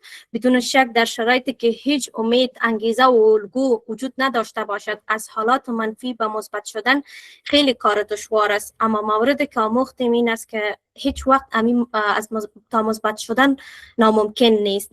مثلا یک نکته را که جناب استاد خودشان اشاره نمود، یکی از مواردی که ما میتونیم به مثبت شدن برویم و قسمتش از بخشی است که ما باید اتصال به جهان شویم و خوشبختانه این مورد که مثال عملی شد دانشجویان و دانشگاه آنلاین زن بیشتر شاید درک بکنن، چون همین حالا میتوانیم گفت که از این شرایط از حالات انزوا، ناامیدی و محدودیت ذهنی بیرون شده هستند و ما مطمئن هستم که با اتصال به همین اینترنت یادگیری و فرصت ها وصل شده هستند. بازم جناب استاد تشکر از زحمات شما از اینکه ویبنار علمی را با ما امشب داشتین و فعلا جناب استاد چون وقت برنامه بیشتر رفته است مستقیم به بخش سوالات می رویم و اگر موافق باشین چون شما هم خسته شده است، برنامه هم لایف است، چند سوال در چند دور مختلف می گیریم، 5 سوال در یک دور. باز شما لطف کنین اگر امرای خود نوت بکنین و با یک بارگی 5 سوال پاسخ بدین.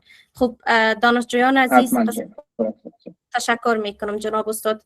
دانشجویان عزیز قسم که در جریان هستین برنامه لایف است و کوشش کنین سوالات خود طبق برنامه امشب بپرسین و ضمن اول قبل از اینکه بروین به سوالات خود کوتاه خود معرفی کنین که کی هستین، از کدام دانشکده محصل هستین یا استاد هستین. ضمن یک مورد دیگر هم که متوجه می باشین از سوالات تکراری جلوگیری بکنین. فعلا می رویم به بخش سوالات. من نامه‌تان میخوانم، شما منتظر باشید.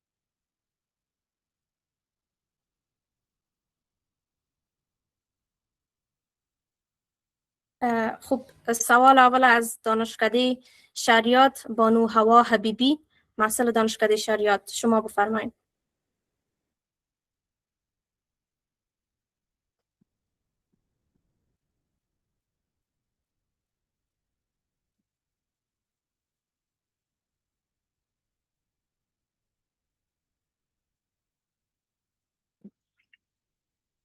مایکا فعلا باز از اشتراک کنندگان گرامی بانو هوا حبیبی از دانشکده شریعت، بفرمایید.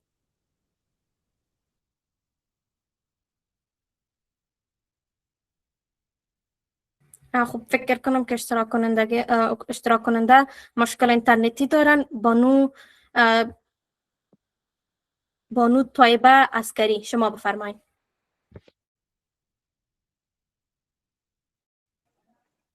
با عرض سلام خدمت شما. با حضار گرامی، من طیبه عسکری هستم، معطل دانشکده فارمسی. سوالم ای بود که اگر یک شخص هر کار را که شروع میکنه ولی در او کار بازم موفق نمیشه، میشه نیمه نصفه، ولی او نتیجه دلخواهش به دست نمیاره و همیشه هم سعی داره خود سر پای نگه داره از طریق کتاب، ویدیو، تکست و هر آن چیزی دیگر، ولی نمیشه، بازم کوشش میکنه. ای چی کار کنه که موفق شوه؟ تشکر از شما. سوال دوم می داشته باشیم از بانو ریحانه صافی، بفرمایید.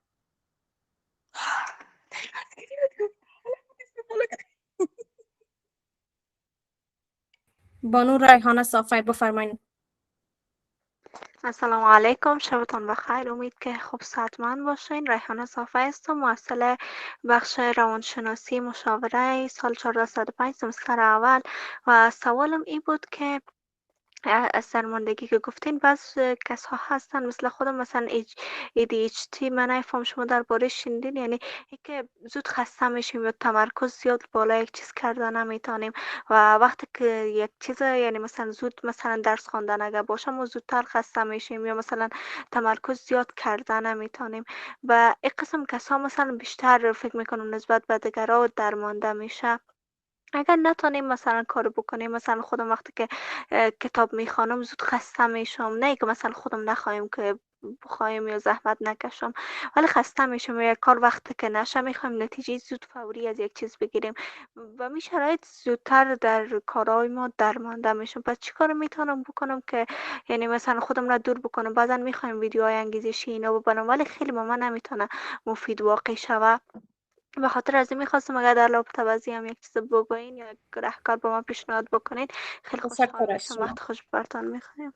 تشکر از شما. دانشجویان عزیز، چون برنامه لایف است متوجه مایک های خود متوجه باشین، در غیر صورت ناگزیر به اخراج شما از برنامه می شویم. و ضمن نزو دانشجویان عزیز سوالات خود کوشش بکنین کوتاه و مرتبط به برنامه بپرسین. سوال سوم می داشته باشیم از دانشکده ژورنالیسم بانو معصومه مبارز، بفرمایید. مظفری.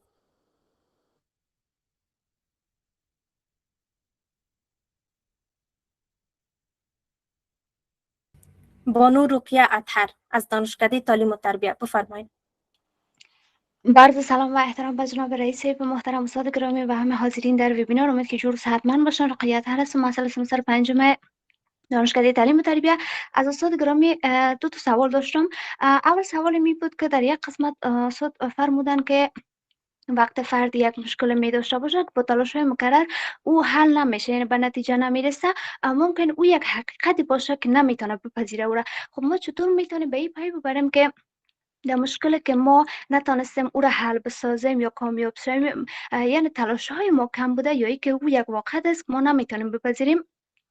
و سوال بعدیم ای بود که خب شما فرمودین بعضی از نکات را که ما بتونیم خود ما را از درماندگی نجات بدیم.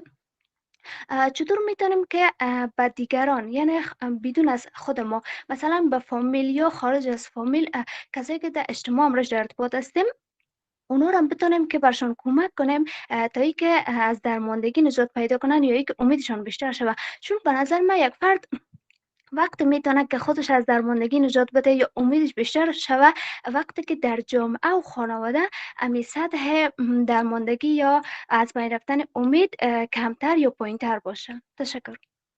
تشکر از شما و یک سوال دیگر هم می داشته باشیم از بانو خدیجه بهادری از دانشکده کامپیوتر ساینس. بفرمایید. سلام علیکم به جناب استاد و رئیس صاحب و تمام شنونده های عزیز. امید که خوب صحتمند باشین. خدیجه بهادری هستم، محصل سمستر دوم کامپیوتر ساینس. سوال ما درباره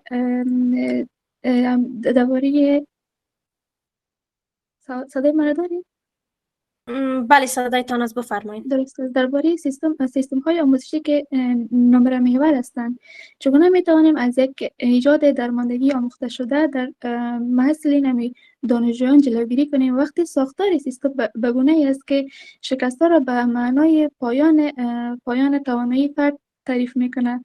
آیا تغییر اسنادهای ذهنی فرد به تنهایی کافی است؟ زنده و سلامت باشین. تشکر.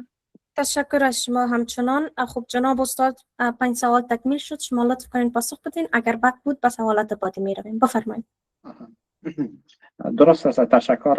تشکر از سوالاتتان. سوالات خیلی خوبه بود. بانو طیبه عسکری سوال اول کردن اگر یک شخص موفق نمیشه، نتیجه دلخواه نمیگیره، چی کار کنه که موفق شود؟ خب پیش در اونمو مواردی که ما نتیجه نمیگیریم اما قرارهای امروزی ما در دایره ها بگذاریم که ما در کدام دایره میریم تلاش عمل میکنیم. در کدام تلاش میکنیم که در کنترل خودش مثلا یک فرد میخواد این وضعیت اقتصادی خیلی خوب شد ولی هنوز خود در زندگی خود تغییرات قابل نمیشه برسه به زندگی افراد دیگری، یا مثلا در جایی هست که نتیجهش تاثیر نداره که دایره دوم گفتیم، دایره هست که ما رویش تاثیر داریم ولی تاثیر روی نتیجهشان ما تاثیر دیگه نداریم. میریم دانشگاه درس میخوانیم یا هر کاری دیگری که انجام تا یک نتیجه خوبی بگیریم، هرچند عملایتون کوشش میکنه شما را خوبتر بسازه، اما اون که نتیجه بگیرین که بعدن کار پیدا کنین معمولا در اونها شما تاثیر خیلی بالایی نداریم. و در دایره کوچکتر که ما چی داشتیم، به استقلالیت کامل داشتیم و میتونستیم تاثیر مطلقی بالا داشته باشیم و کنترل مطلق داشته مهارت ها یا هر چیز دیگه.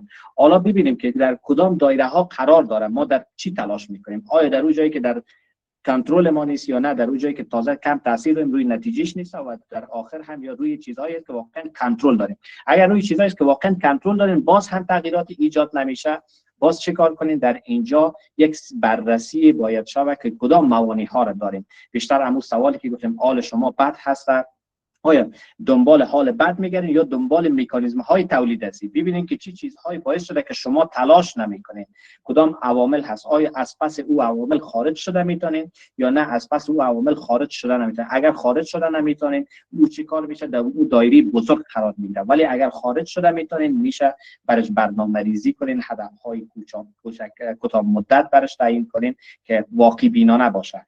من امروز مثلا یک فردی هست میخواد 1000 صفحه کتاب بخونه، یک هدف بزرگی هست، ولی میشه که ایره بشکنانه به هدفهای کوچکی مثلا 5 تا 10 20 صفحه 30 صفحه برسونه. و همون صورت تلاش هایتان وقتی اول تلاش رو ببینیم که در چه عرصه تلاش میشه، در کدام موقعیتی هسته و مکانیزم های تولید اون مشکل که تلاش ما نتیجه نمیگیره او پیدا شود، ببینیم که حل میشه یا نمیشه. امیدوارم این سوالات من درست جواب داده باشم. میریم فرد بعدی که به صافی گفته بعضی افراد گفتن ADHD داریم، تمرکز نمیتونیم، زود خسته میشیم. خب یک چیز یادتون باشه، زود سر خود برچسب نزنید که ما ADHD داریم یا هر چیز دیگر. مثل زمان ما آسیب شناسی روانی میخواندیم، هر اختلالی که میخواندیم میگفتیم فلان فرد معاینه اختلال داره، در خانه معاینه اختلال داره. اینا اول برچسب روی خود نزنید که من افسرده هستم یا هر چیز دیگر. اون معمولا علائم و نشانگان خود خاص خود داره که باید تمام از اون کامل شود و شما او را سر خود تشخیص بدید. بعدش این که شما مثلا تمرکز نمیتونین، زود خسته میشین، ببینید در کجا شما دچار تمرکزتان از بین میره. چهار اطرافتان آیا محیط مناسب هست یا نیست و آیا محیطی هست که مثلا سر و صدا هست، بیروبار هست، جنگ و دعوا هست یا نه یک محیط فضای باز هست و این کارها را میشه انجام. چطور مثلا تمرکز خود را باز بیشتر بسازید؟ تکنیک های زیادی هست. مثلا یکی از تکنیک هایی که انجام میتن برای تمرکز کردن در مطالعه و اینا که حتی خستگی را میشه، یک لاشتگی در دست میگذارن، وقت زمان تمرکز از دست میتن، یک بدورکش یک ضربه میزنن، معمولا این را ما ضربه درمانی میگیم. با این چی میشه؟ بدن بالاخره بعد از چند مدت شرطی میشه و به جای از اینکه فرار کنه کوشش میکنه تمرکز خود را به اون مورد حفظ کنه. یا مثلا تمرین شم هست، شم را در یک قسمت روشن میکنیم، تمام توجه و تمرکز را کوشش میکنیم که روی از اون ببریم. یا تمرین های مثل مدیتیشن اینا هست که واقعا تمرکز خیلی خوب میسازه و این کم کم خستگی را بیشتر میسازه. تقسیم بندی کنیم که مثلا موردی که شما میخوانید چقدر خسته میشید. یک نفر در 5 دقیقه میخونه خسته میشه، اینجا دیگه دچار مشکل است. چی موارد شما خسته میشید؟ ولی یک نفر توقعش است که من 4 ساعت بخونم خسته بشم. معمولا میگن که اوج خلاقیت یک فرد تقریبا 2 ساعت یا 2.5 ساعت است. فرد در خاطر این 4 ساعت من دیگه خسته نشم. خب همچین چیزی امکان معمولا نداره، دچار خستگی میشین. اگر در اون 5-6 دقیقه اول خسته میشین، باز اینجا دیگه باید قابل تأمل هست که باید درست بررسی شود کدام عوامل ایجاد میکنه که این فرد خسته شود. سوال بعدی که بانو روقیه اطهر مطرح کردن که هر چقدر فرد تلاش میکنه مگر حل نمیشه، اون واقعیت های ما هست که بپذیریمش یا هر مورد دیگری که سوال در موردش گفتیم ما تلاش میکنیم حل نمیشه. آیا او واقعیت های تلخ زندگی ماست؟ واقعیت تلخ اگر از زندگی ما هست که قابل تغییر نیست، این تغییر بدیم، توجه خود به سمت چی بریم؟ اون چیزهایی که تازه در کنترل ما هستن. این باعث میشه که ما را از درماندگی دور بسازه. گفتیم درماندگی عدم کنترل بر وضعیت هست. ما روی وضعیت کنترل خود کم کم پیدا کنیم، کارهای کوچکتر، کارهای ساده‌تر را انتخاب کنیم که تازه به اون مسیر بالاتر برسیم و اون کارهایتون کم کم پاداش هم در اول بودین. مثلا کار انجام میتین، خوب تمامش کردین، تلاشتان نسبتا موثر بود، خود یک پاداشی بتین، مثلا حالا قهوه خوردن، یک 10 صفحه کتاب خواندن به خاطر از این، مثلا بیرون گشتن، در هوای باز گشتن، اینا باعث میشه که ذهن شما کم کم تقویت شه و اون تلاش هایتان انگیزه و عشق برای ادامه دادن مسیر پیدا کنید. سوال بعدی از این با اون که بود که چطور به اجتماع دیگر کمک کنیم که آنها در ماده نباشد. چطور کمک کنیم؟ روابطتان را بیشتر گفتیم، روابط بیشتر کنید، الهام دادن هستن.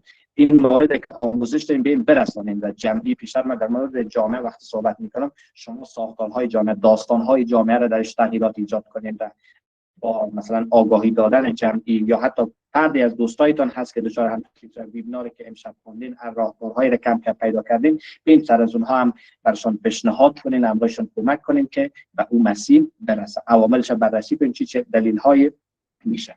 و سوال آخر که بانو بهادری کرده است، گفته که سیستم ها بعضا نمره محور هست، وقت نمره ها درست نمیشه، برای فرد دچار اونمود از تلاش کردن اینا دست میکشه و به درماندگی بالاخره فرد میرسونه. چه کاری در این صورت انجام میده؟ خب بیشتر گفتیم حالا ما میبینیم که این از کجا درماندگی آمده، از چی حالتی آمده. بیشتر در درماندگی فرد با تلاش های بیشتر میکنه ولی تلاش های شکست میخوره، به این نتیجه میشه که تلاش بیفایده است حتی اگر فرصت برش مهیا باشه. حالا معمولا در اکثرمون فرصت های متفاوت هست. ببینیم دانشگاه ها بسته شده، از سمت دانشگاه های آنلاین به دنبال امروز در کنار خوشبختانه در کنار دانشگاه آنلاین زن چندین دانشگاه های دیگری هم هست که این خدمات ارائه میکنن، یا کورس ها هست، یا هر موردی حتی مکاتب آنلاین فعلا باز شده. اگر اونجا خراب هست کمی تغییرات بیایم، این مکتب نشد مکتب دیگه مکتبش نشد. حالا اگر فرد در چندین مکتب دچار مشکل بود، دچار درماندگی شده میره، باز این بررسیش که عواملش چی هست. آیا عوامل مثلا خانواده بیولوژیکی داره، خانوادگی داره، مشکلات مثلا در ساختار بدنیش هست، اختلالات دیگری نداشته باشه و عوامل دیگر هم باید اماجامده بررسی شود. خب 5 سوالی که من گرفتم، سوال دیگر هم داریم بونم. بسیار زیاد تشکر از پاسخهای خوبی که ارائه نمودین جناب استاد. اگر موافق باشین 5 سوال بعدی رو میگیریم، چون واقعا موضوع خیلی دلچسبی است و ارائه خیلی خوبی کردین. دانشجویان خیلی علاقه‌مند هستن که سوالات بپرسن. باز بعد از خیر اگر خسته شدین مشکل نداره، کافی میکنیم. نه مشکل نیست، خیر شما هر چقدر شما ادامه بدین ما هستیم. تشکر، سلامت باشین جناب استاد. خوب دانشجویان عزیز، قسم که اشاره نمودیم مایک هایتان بدون اجازه باز نکنین، به نوبت به همگیتان نوبت میرسه. بانو امین راکین از دانشکده اقتصاد بفرمایید.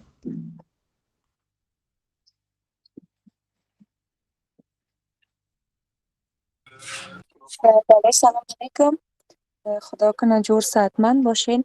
من 2 سوال داشتم. سوال اول می است که آیا موفقیت بیشتر به تلاش و پشتکار وابسته است یا یک فرصت یا یک شرایطی که در زندگی انسان پیدا میشه مربوط او میشه؟ و سوال بعدی می بود که انسانی که پولدار است آیا او رو ما موفق گفته میتونیم؟ تشکر از شما. می رویم به سوال دوم. بانو شکریه خلیل بفرمایید. سلام و درود خدمت همه حاضرین در این جلسه و جهان سپاس از اداره دانشگاه و جناب استاد گرامی از ارائه بسیار زیبا و عالیشان. و سوال ما در این قسمت است که فرق درماندگی و افسردگی چی هسته و ای که علائم چون احساسات چون خفگی از ادامه دادن یا ای که شروع در کاری یا ای که افکارهای خورنده مثل یا افکارهای خودستیزی و شخصیت‌های چندگانه در یک شخص این بخشی از امی افسردگی است یا از این عنوان که استاد گرامی تشریح کردن. تشکر و از راه شما. حلی اگر برای نامشه. درست است، انشالله صحبت میکنیم بالایش. بانو زینب جلیلی از دانشکده فارمسی، بفرمایید.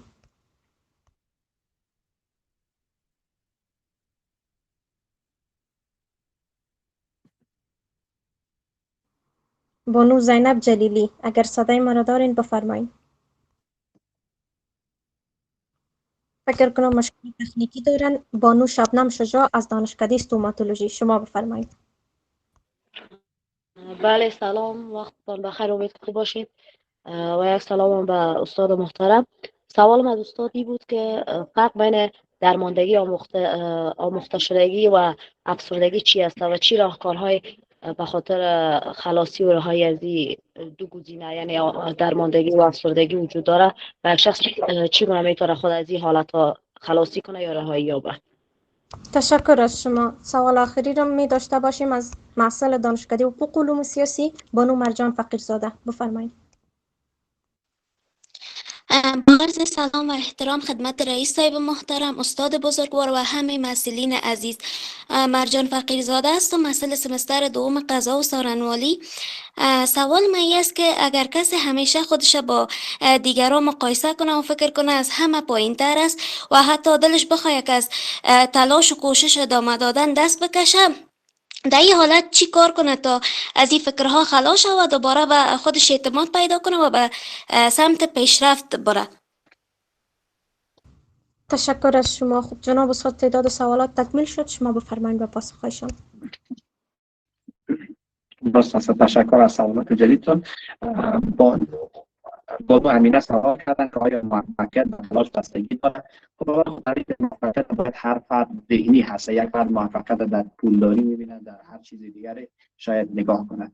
ما به تعداد انسان ها تعریف های موفقیت داریم، ولی همون چیزی که در ذهن اکثر ما سای موفقیت به تلاش بستگی داره یا نه؟ نه، فقط تلاش یک قسمت شاید از رسیدن به موفقیت باشه. ما مقوله هارد لاک داریم، اقبال سخت، میگه بیش از آن که چیزی که تو هستی که نتیجه تلاش های باشه، نتیجه از این است که در کجا قرار گرفتی، در کدام محیط قرار گرفتی، در کدام خانواده قرار گرفتی، در کنار کدام افراد هستی. اونا بیشتر که هست تاثیرگذار است تا تو را بالاخره به موفقیت برسونه. بعضی ها از میگه که نه، او شانس‌ها و اینا که هست تأثیری بالای موفقیت ما نداره، فقط اون فرصت ها و اینا فقط چی هست؟ تلاش کردن فرد هست. و هر دوش که هست شاید بگویم که شاید کوتاه نظری کرده باشن به این بس. ما هم تلاش ضرورت داریم برای اون موفقیتی که در ذهن ما هست، اما یک زمینی مساعد شود. مثلا حالی یک نفری در زندان زندگی میکنه، در دیوار خود میزنه تا آزاد شود، ولی سربالاش حکم ابد بیرون شده. آیا پس اینجا شانس بستگی داره یا نه تلاش کردن فرد؟ پس شانس بیشتر بستگی داره. بعضی جاها هست که فرد تلاش میکنه، تلاش کردن با موفقیت میرسه. بعضی افراد ما داریم که اصلا تلاش نکرده با موفقیت میرسه. امروز بچهای کسایی که مثلا میلیاردر هستن، تلاش اصلی، زحمت های اصلی را پدرها انجام میده، ولی فرد چیکار میکنه؟ وضعیتش خیلی خوبتر میشه. نمونه عالیش که رونالدو رو شاید شنیده باشین، در خودش در چی وضعیتی بوده، پسرش ببین در چی نگاه هست، یا بیل گیتس باری نگاه کنی یا هر کسی دیگری هست. پس این بستگی به این داره که تو خودت چی فردی باشی، چه نوع موفقیت در ذهنت تعریف کنی. هم شانس که هست تاثیر داره، هم تلاش و هم مؤلفه های دیگری هست در کنار از اینها که هست. میشه هوش و استعداد فرد هست، ذکاوت فرد هست و موارد دیگری هست که در کنار از اینها فرد با موفقیت میرسه. پس بیشتر هم گفتیم ما تک عاملی نگاه نکنیم، فقط ما را به یک اختلال یک عامل خاص نیست که ما را به یک اختلال برسانه یا با موفقیت یا با بالندگی برسانه. نه، عوامل مختلفی دست به دست هم میتن که بالاخره فرد به سمت خوبی و بدبختی بکشانند. مثل که گاندی را میگن چرا گاندی پیشرفت کرده. خب گاندی در جای مثلا قیام کرد مثل این که در زمانی بود که حکومت‌های لیبرال دموکراسی آپن بود، ولی اگر در زمان استالین یا روسیه تزاری زندگی میکرد تمام قومش از بین میره. پس بستگی داره که ما در چه شرایطی باشیم، اون هم تاثیر داره و تلاش اینا هم تاثیر داره. خب انسان پولدار، سوال دوم شد انسان پولدار موفق هست؟ اصلا میگم تعریف موفق از شما چی هست؟ ولی اگر به یکی موفقیت ما داریم در حوزه روانشناسی، یکی شادکامی و بهزیستی داریم. موفقیت شاید شما در پول یا هر چی تعریف کنید، ولی بالندگی یا پیشتر گفتیم مدل پرما رو گفتیم. موفقیت یک بخش یک مؤلفه‌اش مثل دستاورد بود که ما صحبت کردیم. مثل مایکل جکسون، بیایم بر شما مثال بزنیم. مایکل جکسون حتی یک البومش میگه که فروخته بود بیشتر از 1 میلیون بار فروخته شد. اگر $10 این فرد فایده کرده باشه از هر البوم خود، فکر کنین چقدر میشه؟ 10 میلیون دلار یا بالا، فکر کنم 10 میلیون دلار بالاتر از اون میشه. ولی مایکل جکسون از زندگی نامش نگاه کنید، یک تا رابطه خوبی نداشت. چرا خودکشی کرد بالاخره بعد از 30 چند سال؟ اووردوز کرد و از بین رفت. پس اگر شما موفقیت فقط در پول به دست آوردن میدانید که اگر پول هم بره شما رو به خوشبختی نرسونه، و این طرف هم موارد دیگر هم داشته باشین، یعنی عوامل هست که دست به دست هم میتونه شما رو خوشبخت بسازه. حالا در مدل پرما هیجانات مثبتی داشته باشین، در کنارش حالتهای غرقگیر برای خود بعضی وقت ایجاد کنید، مثل کارل یونگ. یا پیشتر مثال کارل یونگ فردی بود که در یک قسمتی در یک باغ‌های اصیل برای خود جا جور کرد، خانه سنگی فکر کنم جور کرد که بعضی از قسمت‌های روز میره در اونجا فکر میکرد به مسائل. به همین صورت شما حالت غرقگی روابطتان را ایجاد کنین، حفظش کنین، غنی‌تر بسازین و معنا در زندگی خود داشته باشین و در کنارش دست آورد. حالا بحث معنویت هم میشه در کنارش وارد بسازین که شما رو به موفقیت دنیوی و آخروی بکشن. سوال دیگری که بانو شکریه کرده بود که فرق درماندگی و افسردگی چی هست؟ درماندگی بانو فقط یک مکانیزم است، یک فرایند یادگیری هست که فرد در طول زندگی تجربیات را وقت نگاه میکنه، تجربیات شکست یا رنج نگاه میکنه، به این نتیجه میرسه که دیگه تلاش کردن فایده نداره و حتی اگر فرصتی باشه. پس یک نوع یادگیری، یک مکانیزم است. اما افسردگی یک اختلال هست که یک طیفی از علائم و نشانگان خود داره، مثل خلق پایین، اشتیاقی، ناامیدی و فلان و فلان موارد که کسایی که در روانشناسی خواندن میشه ببینن، پیدا کنن میشه. البته افسردگی اساسی داریم، افسردگی دائم ملانکولیا فکر کنم میگن دائم. پس این تفاوت ها وجود داره. افسردگی یک اختلال است. درماندگی میتونه عامل زمین اساس به سمت اختلال باشه.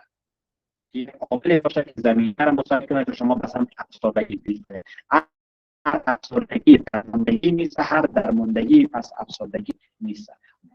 بعضی وقتا امکان داره که شما هم افسرده شید در کنار درماندگی داشته باشید. بعضی وقتا امکان داره که شما درمانده شید که یک از علائم هست و شما در کنارش افسردگی هم داشته باشید. بعد تدریس میشم من مزایده گرفتم، نمیدونم نقلنما و فرد بعدی آمدن، من متاسفانه اسمشون در درست نگرفتم. ولی سوالی کردم که تفاوت درماندگی و افسردگی چی هست که برای ما هم یاد گفتم و خلاص شدن از چی هست. در مورد درماندگی که صحبت کردیم که اونمو در مورد گذشته کمک تصفیه کنین، بعدش در دایره ها بندازین، بعدش در مورد رفتار از خود پرسان کنین که چه چیزی باعث میشه که ما مثلا غمگین شدیم یا دچار درماندگی شدیم و همچنان چی کار فکرهایی داریم، اونها رو درش تغییرات ایجاد کنین. از تکنیک فعالسازی رفتاری استفاده کردیم، اون کارهایی که لذت بخش است، تسلط بخش است، از اونها استفاده میکنیم تا به حالت بهتر. به همین صورت بر افسردگی ما هم تکنیک های متفاوتی داریم، راهکارهای متفاوتی داریم، فعالسازی رفتاری، جرأتمندی و تکنیک های دیگری هم هست که میشه از او استفاده شما کنیم و راهکارهای متفاوت برای هر دوش وجود داره. بعضی وقتا راهکارهای مشترک هست، بعضی وقتا راهکارهای متفاوت هست. افسردگی یکی از راهکارهای خوب به خاطر افسردگی ارتباطاتتان را غنی بسازین، ببینید با چه کسایی معاشرت میکنین، دوستهای جدیدتر پیدا کنین، بر شما تجربیات جدیدی هست و همچنین در کنارش فعالسازی رفتاری یکی از خیلی تکنیک‌های خوبی برای افسردگی هست. شما فعالیت‌های لذت بخشتان را در کنار فعالیت‌هایی که رویش تسلط دارین را اونها را ایجاد کنین، کم کم پاداش برای خود بتین را. او البته ایره با خودتون نگاه کنین، چند تا فعالیت‌های لذت بخش در زندگیتون دارین، حالا ساده‌تر برین اون رو انتخاب کنین، بیارین دیگه کم کم سر فردا اجرا کنین. اگر ندارین برین در گوگل جستجو کنین فعالیت‌های لذت بخش، اون کارهایی که انجام دادن میتونین را برین انجام بدین. یکی از تکنیک هاست، ولی افسردگی را نباید قدر ساده بگیریم که در یک تکنیک و اینا ما را حل بسازیم، چون باز دیگه با دید تکنیسیان وارد اختلال روانی شدیم، نه با دید یک روان درمانگر. ولی این یک پیشنهاد ساده هست، اگر عمیق‌تر شده امیدوار هستم پیش یک درمانگر پیش مشاور شما داریم. سوال بعدی که بانو مرجان فقیرزاده کرده که مقایسه با دیگری و کمبینی هم شاید دچار درماندگی پیدا کنه. مقایسه کردن ما معمولا دوستا از یک چیز در سوشال میدیا یا خیلی رواج پیدا کرده که خودت مقایسه نکن فلان نکن. انسان موجود مقایسه گر هست.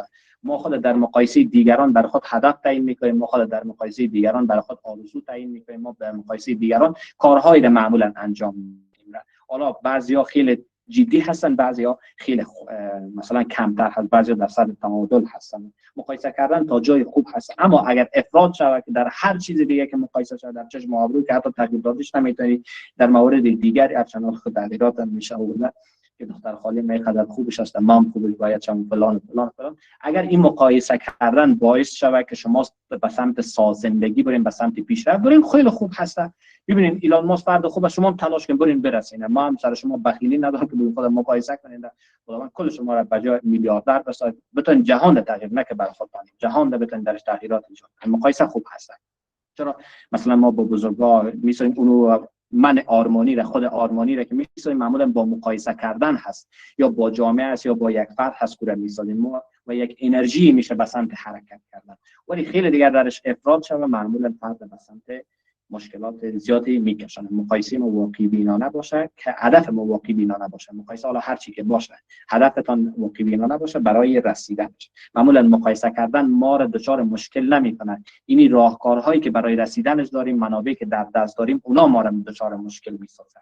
منابعی نداریم، راهکارهای درستی نداریم، خودمون میخوایم فردا به جای مثلا بیل گیتس برسانیم، در جای مثلا جک ما برسانیم، در جای حالا افراد بزرگ مثل ایرون بیک و ایلیسو یا هر کسی دیگری در نگاه علم برسانیم. پس این مورد در مد نظر داشته باشید.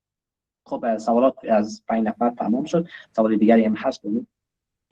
تشکر میکنم جناب استاد. یک سوال آخری به عنوان آخرین سوال میگیریم از بانو عایده احمدی از دانشکده طب معالجوی. شما بفرمایید.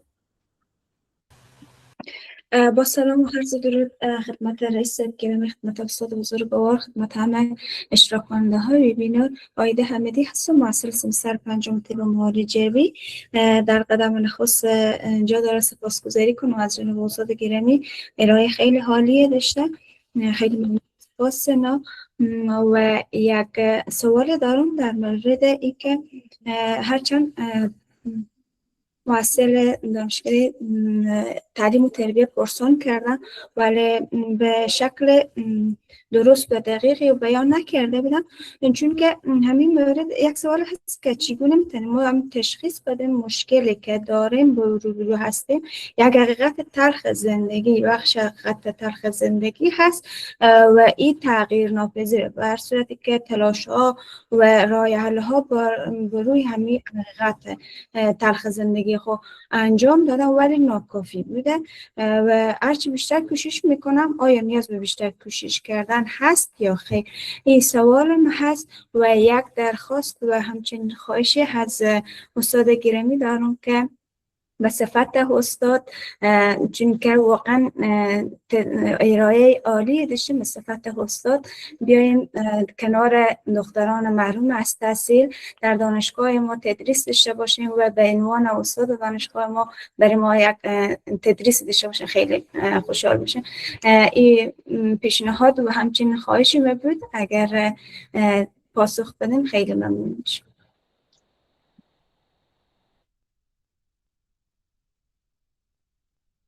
بسیار زیاد تشکر از پیشنهاد و سوال که عرض نمودین. جناب استاد بفرمایید. در مورد سوال بگویم در مورد پیشنهاد؟ اختیار دارین جناب استاد. خب بخیر، در مورد عرضش من صحبت می داشته باشم. بانو عایده احمدی سوال کردن چگونه تشخیص بدیم که حقیقت تلخ زندگی داریم و ما تلاش‌های بیشتری کردیم و نتونستیم حل کنیم. بیشتر گفتیم با خود یک بار بسنجین، سبک و سنگین کنیم در مورد چیزی که تلاش میکنین.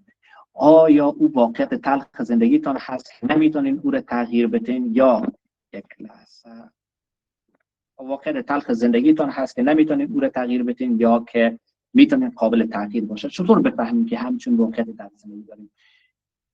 ببینین که با خودتان که آیا قابل تغییر هست یا نه. مثلا چی هست؟ عدم بتانی هست که مثلا خدای نخواست از یک نفر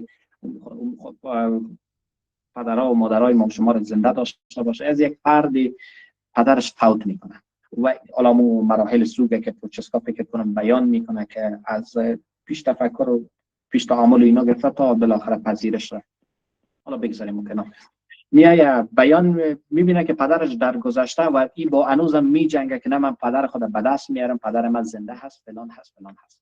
این واقعا تلخ زندگی است، چیزی که ره تمام هست، تلاش کردن در اینجا بیفایده هست. اینال شما خودتان که کم رویش کار کنین پیدا میکنین که واقعیت تلخ زندگیتون است یا نه چیزی هست قابل تغییر است. مثلا چی هست در درس‌ها شما ناکام میمونید، این واقعیت تلخ زندگیتون نیست، شما با یک تغییرات اندکی میتونید از این خروج کنید. مثلا حالا این صنف نشد یک صنف دیگری، این رشته نشد یک رشته دیگر، این کتاب نشد یک کتاب دیگری. مثلا حوزه های علمی را مثلا تقسیمات کنین، رویکردها را برین در اون رویکرد خاص ببینین، کوشش کنین در اینجا، یا دیگر رویکرد نتونستین در دیگه‌اش برین در دیگه‌اش برین. مثل درس خواندن این واقعیت تلخ زندگی. واقعیت تلخ زندگی ما چی است؟ مثلا فعلا موردی که بسته شدن دانشگاه هست، یک واقعیت تلخ زندگی ما هست که فعلا ما امیدوار هستم مبارزات هر چقدر بیشتر شود بتونیم دانشگاه ها را حالا برای آقایان امروز انگیزه پیشتر گفتیم که انگیزه ایجاد شود. حالا فکر نکنیم برای آقایان دروازه دانشگاه باز هست و واقعا اینا خیلی خوشبخت هستن و اینا هستن، نه از شاید پژمرده‌تر از شما شده باشن اکثرا. بر از اینها سایه تحصیلی چه شود مبارزه هرچند باشه، ولی فعلا به عنوان بتونیم به پذیرش برسیم، راه دیگری پیدا کنیم. جایگزینش است. مثلا شما خوشبختانه که در دانشگاه آنلاین زن میخوانید، یک فرد دیگر برای یک دانشگاه دیگری آنلاین معرفی میکنید. تنها داخلی نیست، خارجی هست، هزاران بورسیه خارجی هست با پول خیلی اندک، یا حتی رایگان هم هستن که بورسیه هایی هست که میتونن که رایگان در اشتراک کنین، یا بیهی دانشگاهی موارد دیگری که فعلا میکنین. مثلا مهارت ها را یاد گرفتن هست که میشه درش تغییرات ایجاد شود. مثل که یکی از دوستای ما از شاگردای ما بود، زمان ما تدریس که میکردیم برای من میگفت که من دانشگاه خلاص تمام شد دیگه هیچ چیزی نمیتونم. گفتم چرا مهارت ها را فعلا یاد نمیگیری؟ کدام مهارت؟ مثلا خیاطی کردن، آشپزی کردن، اینا را یاد داری یا نه؟ گفت نه یاد نمیگیرم. چرا یاد نمیگیری؟ مثلا 3 سال بعد دانشگاه باز میشه، 4 سال بعد باز میشه. دوست داری که یک خیاط خوبی در اون روزی باشی و در کنارش یک آشپز خوب باشی، یا اگر زبان بخونی خوب انگلیسی را یاد بگیری در روز بهتر است، یا نه همین گونه ادامه بدی اون روز دانشگاه شروع شد تا هیچ مهارت یاد نداشته باشی؟ پس مسیر متوقف نشده، مسیر وجود داره، مگر مجراهاش شاید متفاوت‌تر شده باشه از مسیرهای دیگری.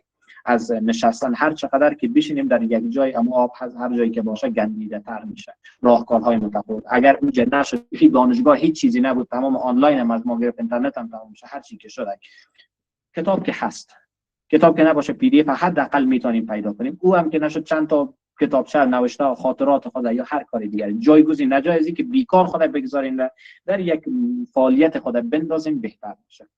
واقعیت‌های تلختان هم منگونه پیدا کنین که آیا قابل تغییر هست یا نیست. فعلا در مورد چی تلاش میکنیم؟ اون تلاش واقعا سازنده است. 5 سال بعد مثلا در کجا میرسیم؟ این حل میشه یا نه با این تلاش های؟ اگر حل شد، نه که همه چیز واقعیت تلخ میشه، تلاش های زیادی کنین او حل شده، پس یک دورنمایی از او داشته باشین که حل میشه یا نه. در اگر حل شدنی بود میشه بپذیرین، ولی اگر حل شدنی هست که چندین سال از عمرتون میبره، ولی فعلا اگر به پذیرش برسین بهتر زندگی کردن میتونین، باز همیشه گیرا پیش ببرین. خب در مورد پیشنهادی که کردن ما خوشحال میشیم که بتونیم در این مسیر همراه شویم و بتونیم یک چیزی را که داریم برسانیم برای دیگران.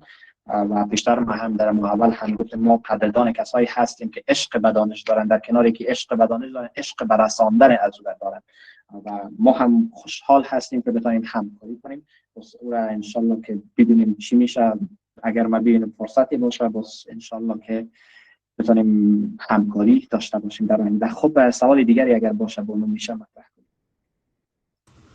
سپاسگزار شما جناب از ارائه خیلی خوبتان و همچنان از پاسخهایی که بسیار به حوصله‌مندی و پاسخهای خیلی خوب ارائه نمودین. ممنونتان هستیم.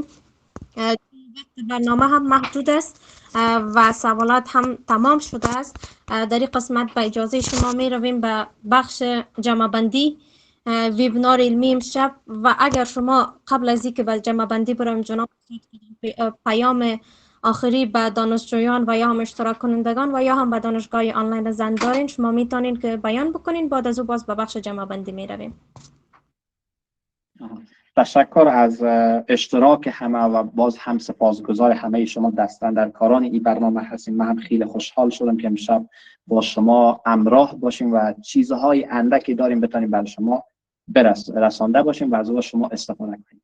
فقط پیام معی هست، شاید در طی جمله خلاصش کنم. در سنت واجب و فرض ما امروز فقط شاید تصمیم گرفته باشیم در این مورد صحبت کنیم. یکی از دوستای ما این مورد خیلی خوب بیان میکرد.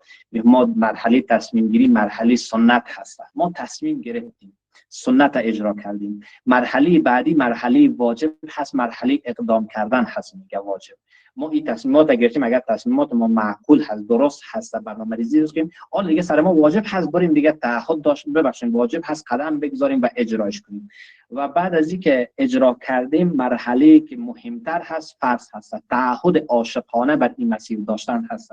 این مسیر را عاشقانه رویش تعهد داشته باشیم که بالاخره اگر امروز نشد چند سبایی چه بعد یک هفته بعد، یک ماه بعد، یک سال بعد حتما امکان پذیر است اگر معقولانه در شرایط فعلی باشه. پس من دوست دارم که شما به مرحله فرض برسین، از سنت هم گذر کنین، واجب را هم اجرا کنین و فرض را هم ادا کنین.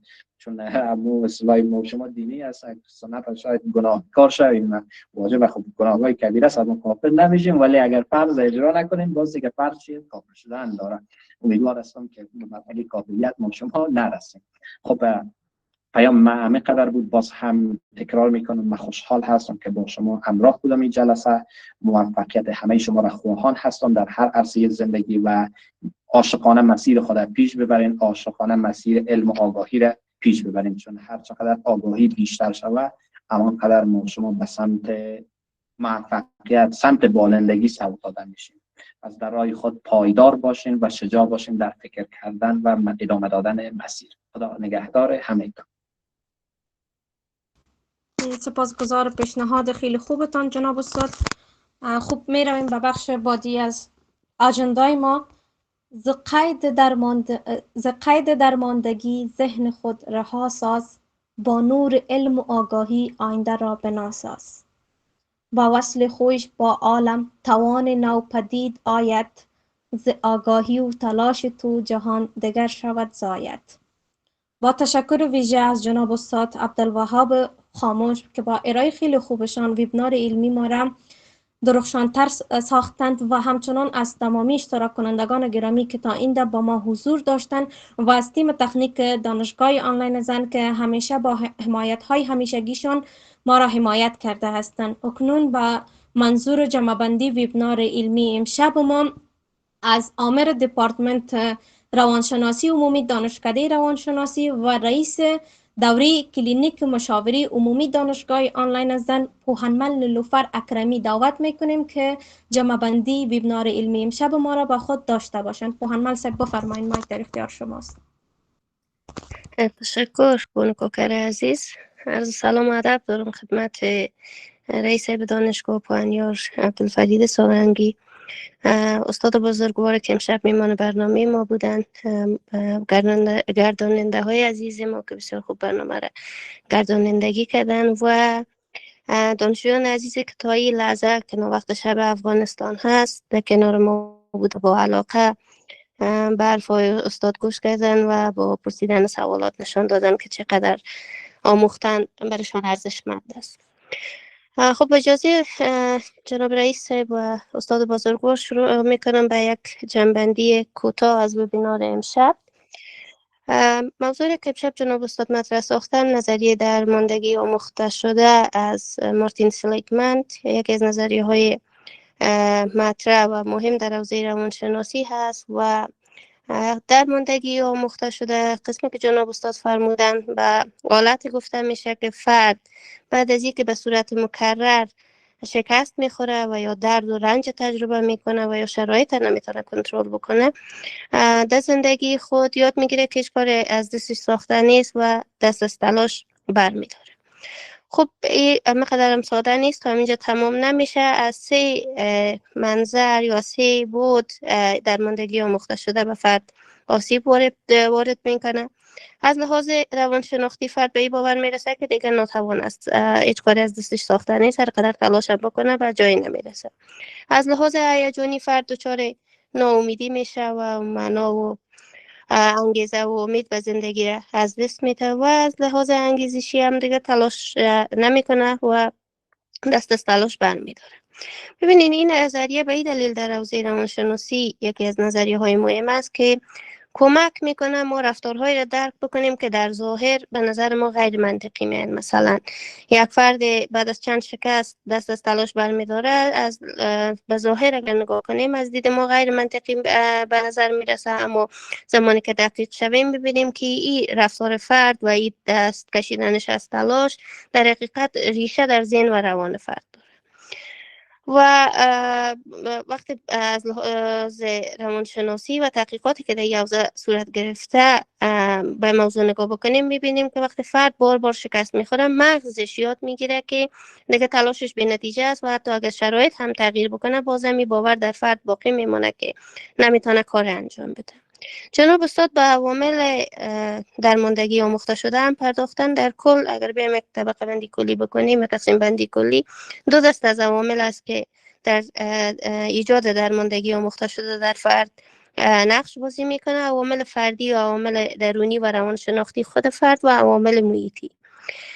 خب در عوامل فردی، زمانی که ما فرد منفیگرا هستیم یا الگوی تفسیری منفی داریم و یا عزت نفس ما پایین است و یا خودکارآمدگی ما پایین است یا هیجانات منفی مزمن بسیار تجربه میکنیم و یا به صورت شخصی تجربه های شکست زیاده داریم و یا منبع کنترل که در ما هست، منبع کنترل بیرونی هست، باعث میشه که ما دچار درماندگی آموخته شده شویم. در کنار از این عوامل بیرونی مثل سبک تربیتی نامناسب، شرایط اجتماعی ناگوار و بحرانی مثل فقر، ناامنی، جنگ و مهاجرت، مشاهده و یادگیری رفتارهای دیگر، وقتی ما میبینیم دیگر رو در حالت درماندگی قرار دارن ما مشاهده میکنیم، یاد میگیریم و درمانده میشیم. و باورهای فرهنگی محدود کننده در این زمینه نقش داره. مثلا ما در جامعه زندگی میکنیم که افراد به این باور هستند که همه چیز از قبل تعیین شده است و سرنوشت است که همه چیز تعیین میکنه، ما بالاخره دچار درماندگی آموخته شده میشیم. جناب استاد برای الها هم اشاره کردن و راهکارهای زیادی هم، مدل ها و تکنیک ها هم روش بحث کردن.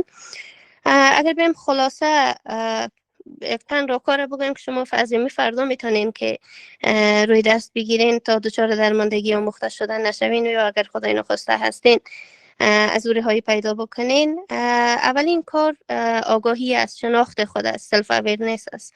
شما امی فردا قلم و کاغذ بگیرین، در جای بنشینین و نقاط ضعف و نقاط قوتتون یادداشت بکنین و وقتی که این کار انجام دادین به کارهایی که میخواین انجام بدین به او برین و به جای از که در مقابل یعنی به این باور باشین که نمیتونم، در مقابل نمیتوانم میتونین میتوانم بنویسین و کارهای را کوچک هم شروع کنین و هر باری که کارهای کوچک انجام دادین و موفق شدین به خود پاداش بدین و موفقیت های کوچک از جشن بگیرین. به شما کمک میکنه که بیاموزین که نمیتونین کار انجام بدین. راهکار دیگه که میتونین روی دست بگیرین، امی فردا شما یک قلم و کاغذ بردارین، دو دایره بکشین، دایره کنترل چیزایی که در کنترل شما هست و چیزایی که در کنترل شما نیست و در دایره که چیزایی که در کنترل شما هست تمام چیزا رو لیست بکنین، در دایره دیگه هم و روی دایره تمرکز بکنین که در کنترل شما هستی. به شما احساس زیر میده که میتونین شرایط کنترل بکنین. خب راهکار دیگه مدیریت هیجانات منفی هست. بعضی وقتا ما تمرینای کوچک و چیزایی که روانشناسا با ما میگن دست کم میگیریم، میشه ما وقتی انجامش بدیم خود ما متوجه موثریتش میشیم. مثلا شما اگر صبحانه روز 5 دقیقه تمرین تنفس عمیق انجام بدین یا مدیتیشن انجام بدین، تمام روزتون رو میبینین که چقدر با انرژی و خوب میگذره. و تغییر محیط میتونه که مفید باشه. شما اگر امکانش باشه میتونین محیط تغییر بدین و اگر دوستایی دارین که منفی باف و منفی بین هستن از اونا دوری بکنین، این میتونه موثر باشه. و باز تعریف شکست میتونه مفید باشه. متاسفانه ما در جامعه زندگی میکنیم که وقت اولین بار شکست خوردیم دیگه کار تمام شده میبینیم و اساس زود شکست ما خود تعریف میکنیم و ارزش های خود تعریف میکنیم. اما اگر ما بیایم به شکست به عنوان یک درس و تجربه نگاه بکنیم او به ما کمک میکنه که بار دیگه که اقدام میکنیم خوبتر عمل بکنیم. خب اندیشیدن در مورد هستی و رسالت خود به عنوان انسان بسیار مهم است. وقتی ما بیایم با خود بشینیم و فکر بکنیم که من در این هستی بکران کی هستم، چی کاره هستم، زندگی ما چه معنایی داره و معنایش در زندگی پیدا بکنیم، بسیار میتونه مفید باشه به اینکه ما انگیزه و امید پیدا بکنیم. راهکارهای دیگر هم زیاد استاد اشاره کردن، امیدوارم که از اونها استفاده بکنین. ما کوتاه میایم بعد یک دو موردی که یکی نقد این نظریه هست و دیگه که در جامعه ما میتونیم بگوییم که جامعه افغانستان دچار درماندگی آموخته شده یا خیر. ببینین مثل سایر نظریه هایی که در رابطه با روان انسان و رفتار انسان وجود داره، روی این نظریه هم انتقادات انجام شده. نقد اولی است که سلیگمن آمده رفتارهای انسانها را بسیار زیاد ساده ساخته و بیش از حد روی عدم کنترل توجه کرده، در حالی که رفتارهایی که انسانها انجام میتن با توجه به عوامل فرهنگی، زیستی و شخصیتی میتونه متفاوت باشه و این عوامل هم در اینجا نقش داره. ببین ما یک مثال به شما بگویم، فرض کنیم یک فرد در دانشگاه آنلاین زن داریم و این یک ایده را مطرح میسازه و به این ایدهش بنا دلایل توجه نمیشه و یا او فرد طرد میشه. در نگاه اول شاید فکر کنیم فردا نبیاید دیگه ایده مطرح نکنه، گپ نزنه. در اول شاید فکر کنیم که دچار درماندگی آموخته شده. اما ممکن است عوامل دیگه هم اینجا نقش داشته باشه. مثلا این فرد درونگرا و اساس بین انتقاد باشه، یک انتقاد که ازش شده تصمیم میگیره که دیگه حرفی نزنه و بگذاره که روالها و پروسه ها قسمی که جریان دارن ادامه پیدا بکنه. ممکن است که فرد دچار عزت نفس متزلزل باشه، همین انتقادی که ازش شده و خود به ارزش فکر بکنه و دیگه جرئت نکنه که بیای حرف بزنه، یا در فضای رشد کرده باشه که ابراز نظر کردن اونجا پذیرفته نشده باشه، یعنی فرد یاد بگیره که حق نداره ابراز نظر بکنه و یا نظرش بی ارزش است. و یا ممکن است فضای علمی دانشگاه قسمی باشه که نظرها و ایده های جدید پذیرفته نشه. پس ما گفتن نمیتونیم که فرد یکی دو بار کامد یک دو ایده رو مطرح ساخت و حال که حرف نمیزنه و تلاش نمیکنه و فرض کنیم یک روند مملو از اشتباه را میبینه بازم کاری انجام نمیده، به این دلیل است که دچار درماندگی آموخته شده شد. انتقاد دیگه که به این نظریه وارد است عدم توزیع تفاوت‌های فردی است. چرا بعضی از افراد دچار درماندگی آموخته شده میشوند و چرا بعضی ها نمیشن؟ این نظریه این تفاوت‌های فردی را بهش توجه نکرده و این توضیح نداده. انتقاد دیگه که به این نظریه وارد هست تعمیم رفتار ساده حیوان و رفتار پیچیده انسان است. یعنی تحقیق سلیگمن روی حیوانات انجام داده آمده به انسان‌هایی که معنا و مفهوم و زبان و تفکر و اندیشه و اینا را دارا هستند او را برده به انسان‌ها تعمیم داده. ببینیم این نظریه شاید یک چارچوب، یک دریچه، یک وسیله برای درک روان و ذهن انسان یا ناتوانی روانی انسان باشه، اما باید باید داشته باشیم که به تنهایی نمیتونه اما رفتارهای انسان را توضیح بده و زمانی که ما میایم از این نظریه استفاده میکنیم باید به شرایط و عواملی که وجود داره و عوامل فردی و اجتماعی و زیستی هست و فرهنگی هست به تمام از اینا توجه بکنیم. ببینین دانشجویان عزیز، توصیه ما به شما ای است که وقتی شما میایین یک نظریه را میشنوین یا میآموزین یا مطالعه میکنین زود تصمیم نگیرین، زود نپذیرین، با دید انتقادی به این نظریه به هر نظریه نگاه بکنین. مثلا در همین بخش رفتارهایی که ما میاییم مورد درماندگی آموخته شده تفسیر میکنیم، از نظر روانشناسای دیگه مسائل دیگه مطرح است. ممکن است که حالا یک کس دیگه بیا از یک دید دیگه برش نگاه بکنه. یا دمی اوضاع چندین نظریه دیگه است. مثلا نظریه انسان های پرواکتیو و ریاکتیو در از نظر استفان کاوی مطرح است و یا نظریه منبع کنترل که جولیان راتر مطرح ساخته. یعنی چندین نظریه ممکن است در یک رابطه به یک رفتار مشخص وجود داشته باشه. شما با دید انتقادی با نظریه ها نگاه بکنین و زود تصمیم نگیرین و زود به خود برچسب نزنین که فرض کنیم من دچار درماندگی آموخته شده هستم و یا منبع کنترل که مدارم منبع کنترل بیرونی هست و یا من یک انسان ریاکتیو هستم، انسان پرواکتیو نیست. و وقتی میایم در رابطه با جامعه و در رابطه با شرایط یک جامعه هم بحث میکنیم، قسم که استاد گفتن بسیار باید با احتیاط عمل بکنیم. در جامعه افغانستان تنها یک عامل نه، مجموعی از عوامل متعدد درونی و بیرونی در شرایط فعلی افغانستان رول داره و نمیتونیم از با توجه به یک نظریه بیم تمام مشکلات و مسائلی که در جامعه مطرح است را تبیین و تفسیر بکنیم.